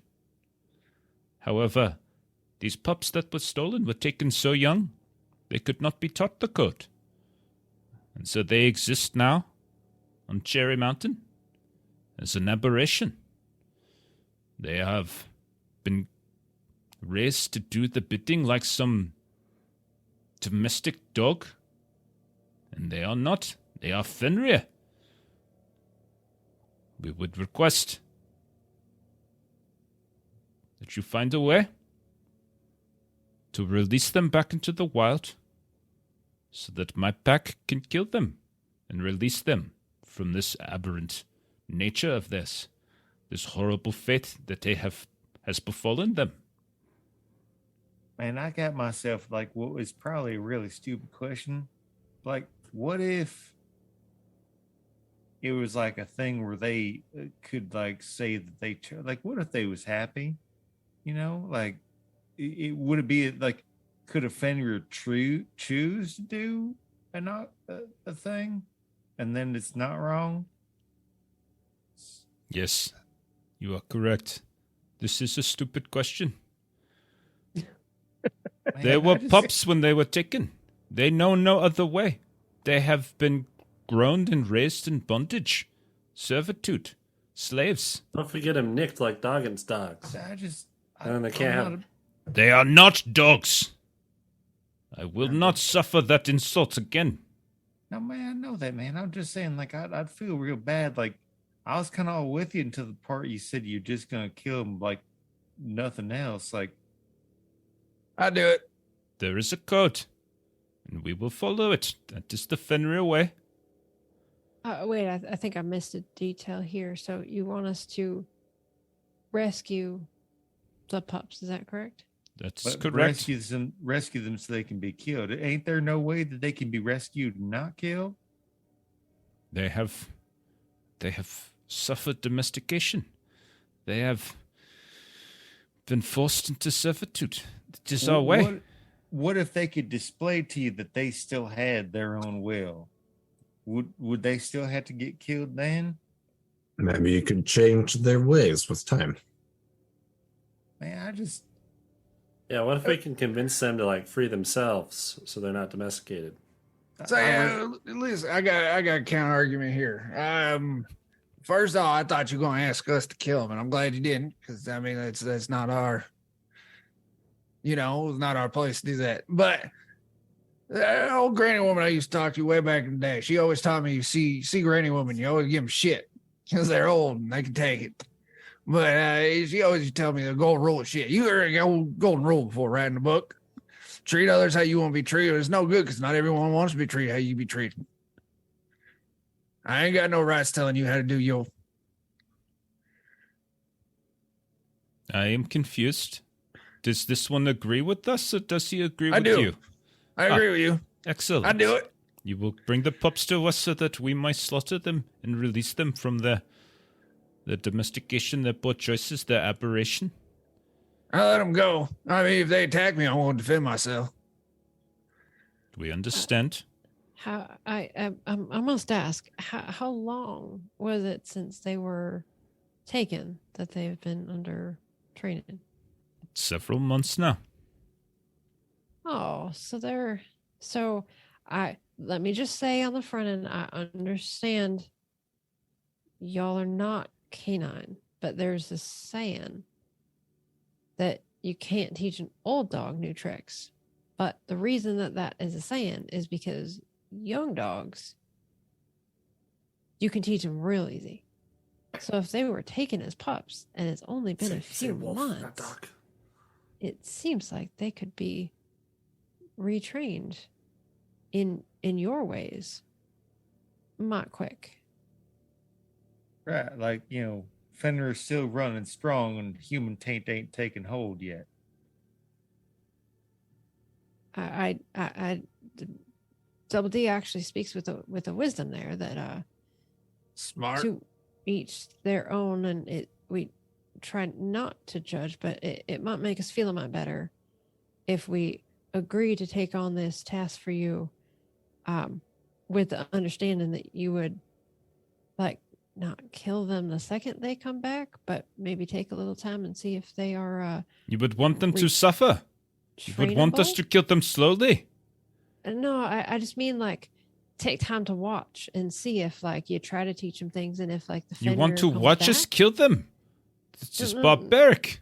No, you watch them and try to teach them and see if you can undo the training that they've had from the last couple months and let that Fenrir blood come out strong. That it might make us feel a little bit like we're not just grabbing them just to watch them be killed the second they come back, that maybe they have a chance. Man, do the strongest of your pack come out the strongest because they done nothing? Or do the strongest of the pack come out strong because they have had adversity and come over it? The strongest of our pack are strong because they adhere to our code. Shit, I don't know what to do. Kind of leaning towards Double D's opinion here. So you can roll a persuasion check to try to convince them not to kill their pups. It is at -2. I do think so.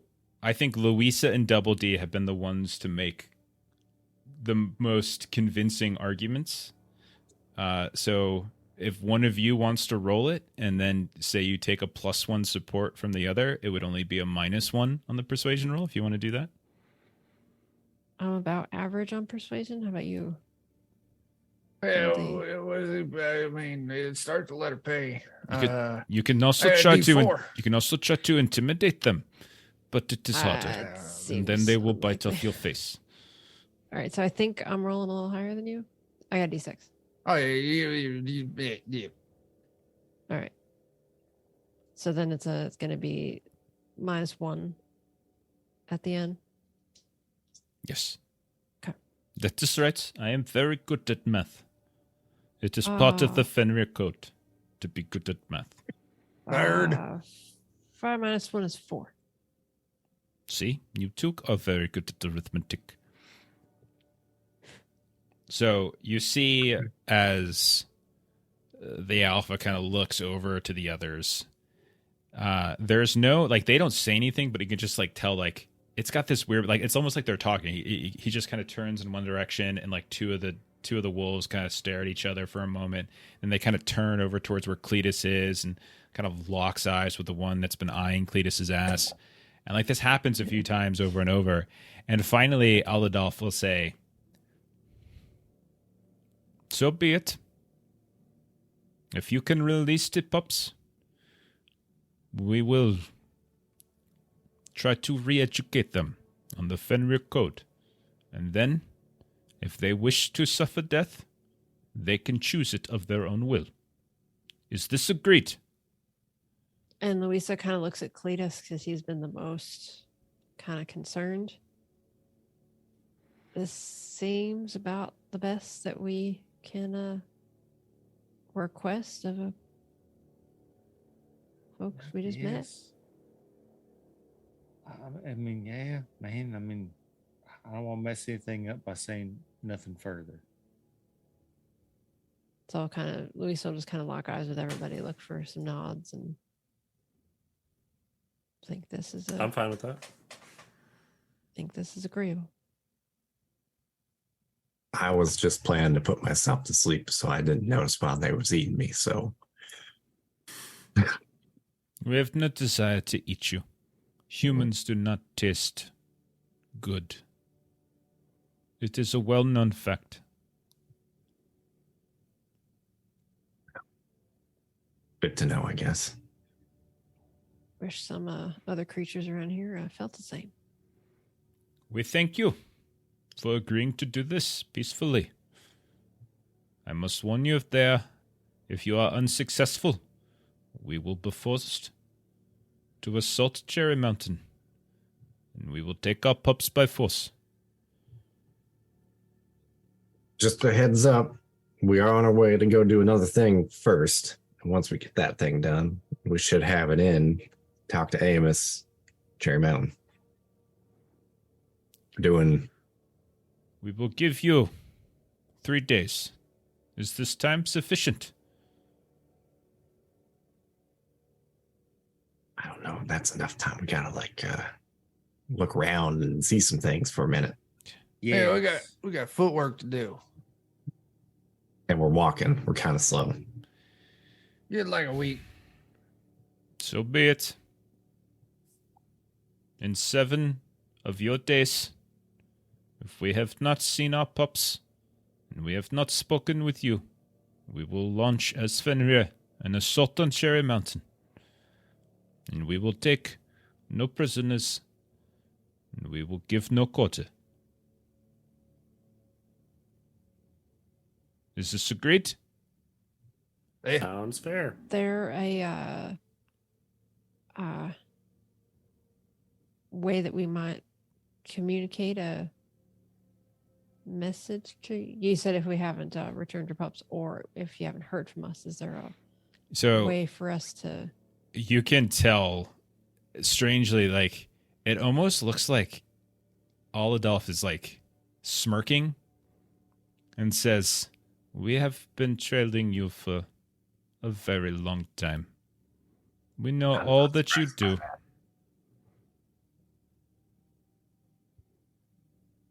We will find you. Rest assured." long time, like Since long? since shortly after you left the camp of Amos. Ah, I see. That makes sense.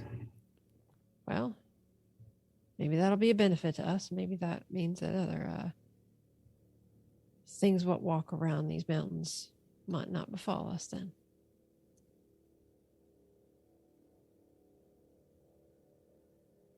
Good luck to you on your other task. We shall speak again soon. Hopefully with good news. They start to walk away a bit. And then Oladolf kind of turns back. Where is it you are headed? Oh, what was the name of that mountain? Old Rag. Right. I'm trying to see where that is on the map. I don't think it's actually marked in the map. It's just to the northeast of Cherry Mountain. Oh, okay. I was like looking out on the map. I was like, I don't see it. Yeah. Yeah, we're gonna cross that kind of shitty river and get to Old Rag. Ah. There are strange things afoot on Old Rag. We do not like that place. Yeah, that's what we're kind of checking out. Lost Caravan RPG. Thank you very much for the raid. Well, I am sorry, but when I get into this voice, it's very difficult to get out of it. Thank you so much for the raid. They were just talking to a wolf. Sorry. All right. So Aladolf and his Fenrir, they back off, and you see them disappear into the darkness. Rest of the night is relatively fine. I would like to call huddle. We go stand in that water. What? I want to huddle. I want us all chat. Like whisper, like, well, we got to go stand in water. Do we have to? I don't really want to stand in that water. It's pretty gross. I don't know how good wolf ears are, but I'm going to guess they hear anything we say. Almost. So we go stand in the water where it's bubbling and babbling. I mean, might get a little cover. That's fine. I mean, I don't know. I ain't killing no goddamn puppies. The hell's wrong with these things? Fuck that. Anyway, sideways. Nah, I ain't killing no goddamn puppies. I ain't either. I was worried for a second the way you were talking there. I just figured they hard ass. They ain't going to do nothing, but I was going to be like, yeah, I'll do it. And just get them to go away. God damn, you're smart, Double D. Now we're all talking about killing everybody up on the I mountain. don't see what the problem is. Likely they've already been trained as attack dogs. We're going to have to kill them ourselves anyway because they're going to attack us. No, Louisa does said it right. You teach no dog new tricks just fine. We going done. Here's the plan. We going to get up there. We're going to find them puppies. We're going to rescue them. And it's going to be a rough fire. I ain't going like this, but we're going to have to we're going to have to trim off some of the little fur a little bit. And we're going to have to draw out some of their blood. And I'm just going to rub it all over my hands and my face and stuff. And we'd be like, they all attacked me. I just beat them all to a goddamn bloody pulp and I couldn't recover any of the corpses. They really that bad. I understand. You're a bit of theater is what you're thinking. That way they ain't coming after no peoples. I mean, there's enough people's gonna have to do. I mean, it's a bad thing. But fuck that killing them goddamn puppies. I ain't doing that. And so instead of killing puppies for real, you're just going to say that you fisted a bunch of puppies. I get you. Right. It was spot on. But then how do we get them off the mountain still? Well, that's tomorrow problem. I do think we need to be mindful of the fact that they've been following us for a while, and I imagine that they are going to continue following us as we do this. So absolutely they are, but they don't like going up on that mountain. No, they don't like going up on this other mountain. I don't know how they feel about that mountain. Yeah, I think I don't think they care about Cherry Mountain. It is good to know that we are all shared in our concerns about this. So maybe we go back to our. I ain't concerned. That helps you. You must sleep well at night, Joe. I sleep like a baby. Man, he does. That does make some sense. Well, let's say we Bananas. go back to plan A. Oh yeah, we still gotta fix this one problem first. We do. Let's take care of that first, and maybe a solution to plan B might come our way. All right. All the traveling like on foot is a week like a reasonable amount of time. Yeah, it's for fine. that? I mean, it's assuming nothing like crazy happens to delay you. It would be plenty of time. Okay. Like you would. I mean, even 3 days was probably a reasonable time, but 7 is even better. This gives us a little more time to matriculate. Okay. So let's say night passes. You manage to sleep through the rain, get up the next day, and you're still looking for a way to cross this river. And Joe, you're constantly looking, and there's just never a good spot. Like everywhere you go, the water looks dark and filled with sludge and strange sort of oily chemicals, things kind of shifting around and moving every so often. It almost looks like rapids. There's different rocks and stuff that pop up here and there. And at one point, yeah, go ahead. I was gonna say at some point I'll take Cletus and Double D to the side and say, let's huddle up in the water here. That's how we're huddling up now in the water, right? Let's step in the water over here. Yeah. I hate to tell you, but I don't think we're gonna find any easy place to ford this river. We're gonna have to just do it. And I like nonchalantly, but not really, just stare over at Lisa and look back at you guys. And we're just gonna have to bite the bullet on this one. And what's that word they use? Portage her. Man, I done traded for some rope. You know, I can hold on to one end, try and get the other side. Ain't no guarantee, but it'll help a bit. We got an axe. Do we? Double D, you're not standing in the water. I mean, these were your rules. You got to stand in the water, Double D. I'm in the water. What are you talking about? I'm in the water. You call me over. So, as you guys are like ankle deep in the water, and you're having this like argument, and it's kind of like there's like a mist rain kind of going on. It's not like full on dropping like it was the night before, but it's very sort of misty and wet, and you're kind of feeling this sort of definitely grossness to you. You're arguing over whether you're going to get across. You're pulling out your ropes. You're looking for axes and stuff like that. And like that mist that's formed over top of the water, as you're looking around, those of you that haven't been doing like the major argument, you see something on the water in the mist, like this big silhouette appear, like this, almost like a person standing on the water. You hear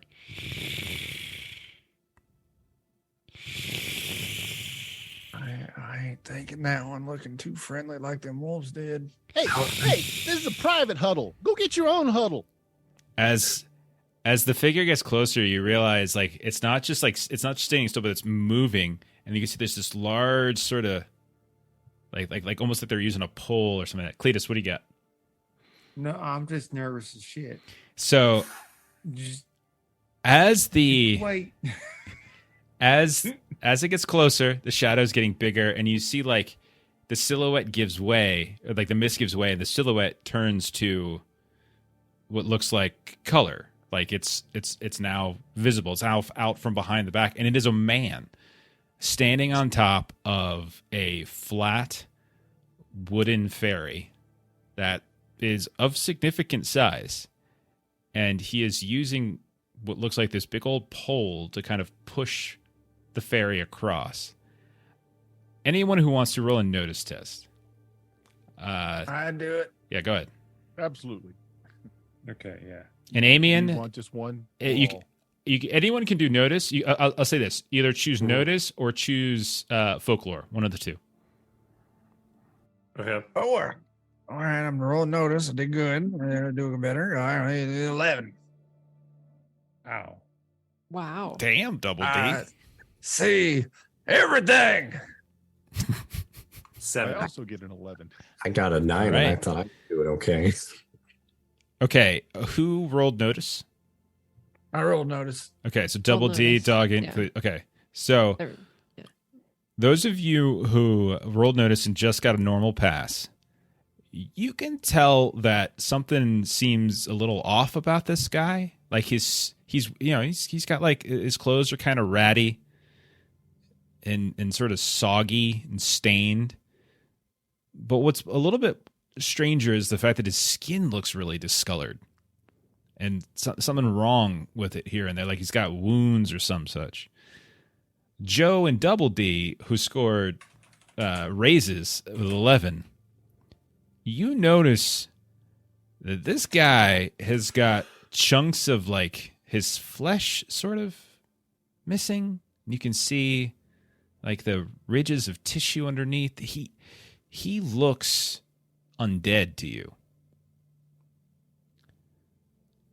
Amian, did you roll a folklore? I did. What'd you get on it? 7. Okay. You know of a story. And are you good with 7, or did you want to Benny that and reroll to try to get a raise? I did Benny it. Okay. Okay, so you don't have the raise. You know that there are various bodies of water around the holler where that are difficult to cross. And there have been stories about this ghoulish fairy master who sometimes shows up when people who are looking to try to cross are just not able to do so. There's a name, Albin Taylor, associated with it. You don't really know with a 7 exactly where that name comes from, but that's the name that you've probably heard in the stories. It's not Albin Taylor? Yeah, and like the story is that he ferries people across to the other side. I'm just going to wave at him and say, hey, Albin. And you just hear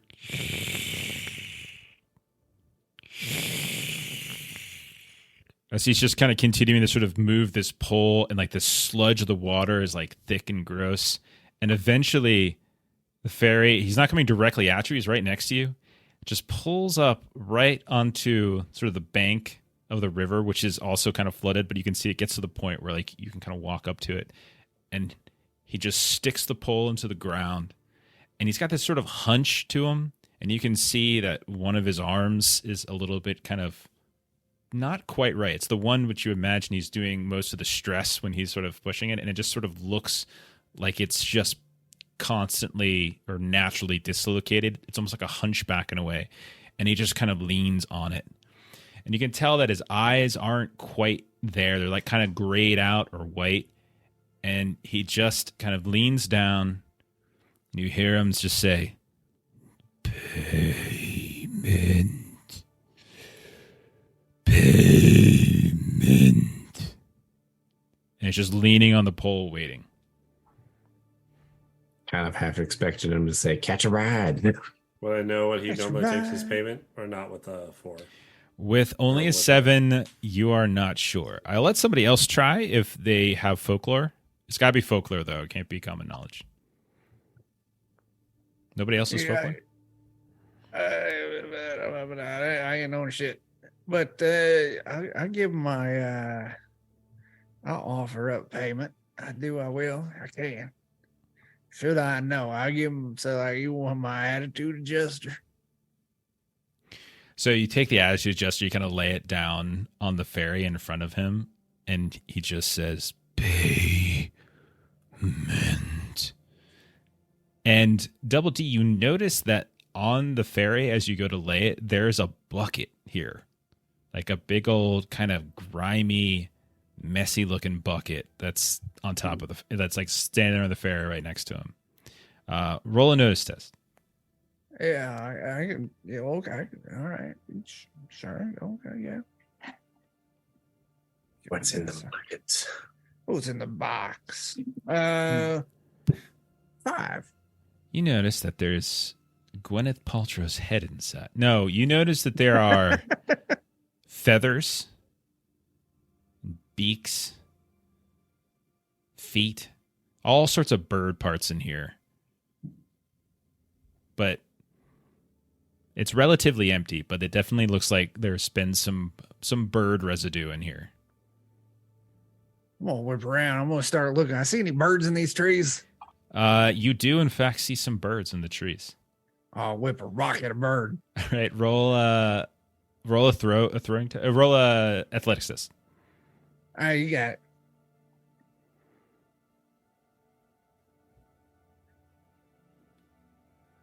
I won't bet any of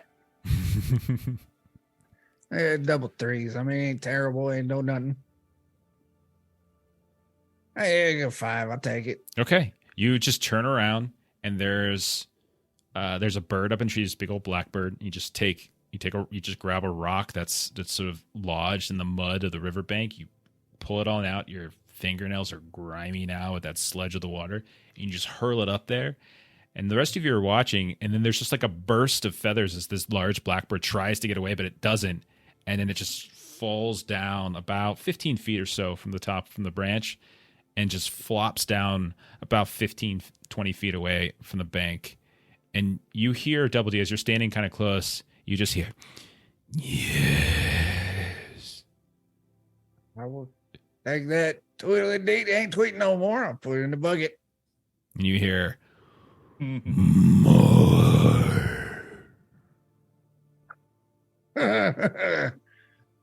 This is a rock party right here. All right, man. Let's rock out. All right, so this will just probably be a quick encounter, but we're at end. So everyone, just quickly describe what do you do to contribute to catching birds? How does your character go about trying to catch a bird? Lisa's got a knife to throw, so she's gonna knife throw. You see, there's birds that are flying. There's birds that are perched up on some of the rocks out in the middle of the river. There's birds that are perched up in the branches. And Louisa, you just hurl, and you manage to take one out with a knife. You pick it up, you bring it over, you drop it in the bucket. So there's 2 in there. Like, more. Who else? I don't have anything that's not loud, so I'll probably just throw in a rock too. Okay, so dogging, you just start throwing rocks. First one misses, second one misses, third one misses, but fourth one finally hits, and you see another one of these small kind of crow-like birds falls to the ground. Same thing happens. You bring it over the bucket. More. I think I'm going to try and do some bird calls. It's going to be my fancy. So my help. So you're like, hooty hoo. Yep. Hooty hoo. Tweet tweet. And one of these noises. After a few minutes, one of these birds comes down and it kind of like lands right next to you, and you just, with lightning quick reflexes, just grab it, and you have this bird in your hand. Do you kill it before you put it in the bucket, or do you try to like wrap it up and put it in there alive? What do you do? I won't kill it. I'll just try and like I'll wrap it. I'll get like a piece of cloth. Just wrap it up. You drop it down. Yeah, no problem. Yeah. And it's just like moving around in a bucket that has corpses in parts of its kind. I'm sure it's doing well. It's totally cool. Joe or Cletus, how do you participate in the murder spree of birds? Well, I imagine it probably don't. Joe first. Go ahead, Joe. So Joe's had to earn his supper by using a slingshot to kill many a bird to bake into pies. So that's exactly what he's doing. You just is it one of the pullback or is it one of the whip slings? Oh no, it's old okay. fashioned. So and yeah. And so you manage to hurl that up, no issues whatsoever there, and you add another bird to the bucket, and the same thing. More. Cletus, how do you do it? Well, man, clearly we're getting a lot of birds and bushes, and that's great and all, but we're failing to take advantage of an untapped resource, which is babies. Got to get up in there, get them nests, give it some dead bird babies. I don't have to be dead yet. Cletus, exactly, man. Cletus does his Appalachian ninja climb, climbs up the tree, finds the delicacy. More than there's like a nest up there with a mess load of eggs, and you just drop them all in.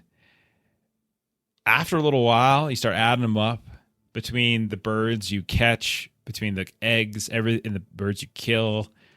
And by the end of it, there's about a dozen of them in here. And at that point, you see him stick the pole back into the water, and he kind of tries to stand up straight. Cross. I climb on. On I go. Mm-hmm. Does anyone not climb on? Louisa goes. Okay. Solidarity, man. All right. Everyone climbs on. He spins, faces the opposite direction, and he starts pushing.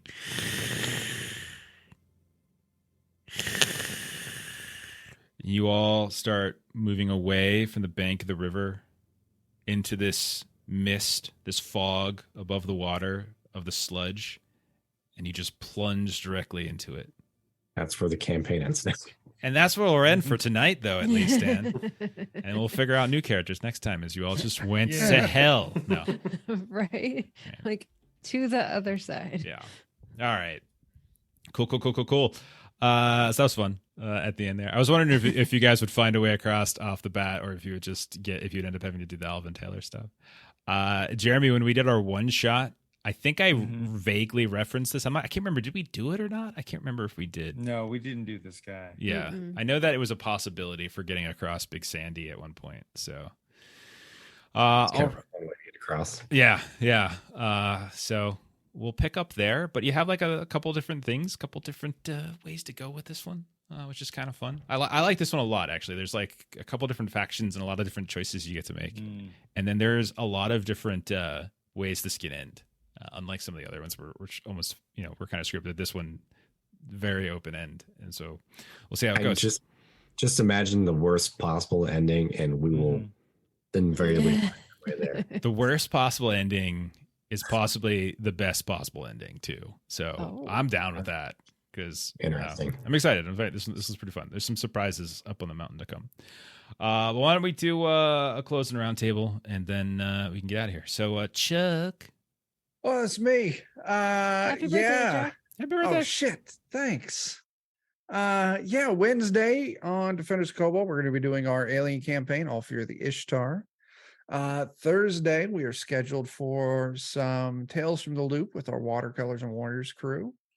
What else we got? Friday, we're doing Dungeon Crawl Classics, our Dead Sun campaign.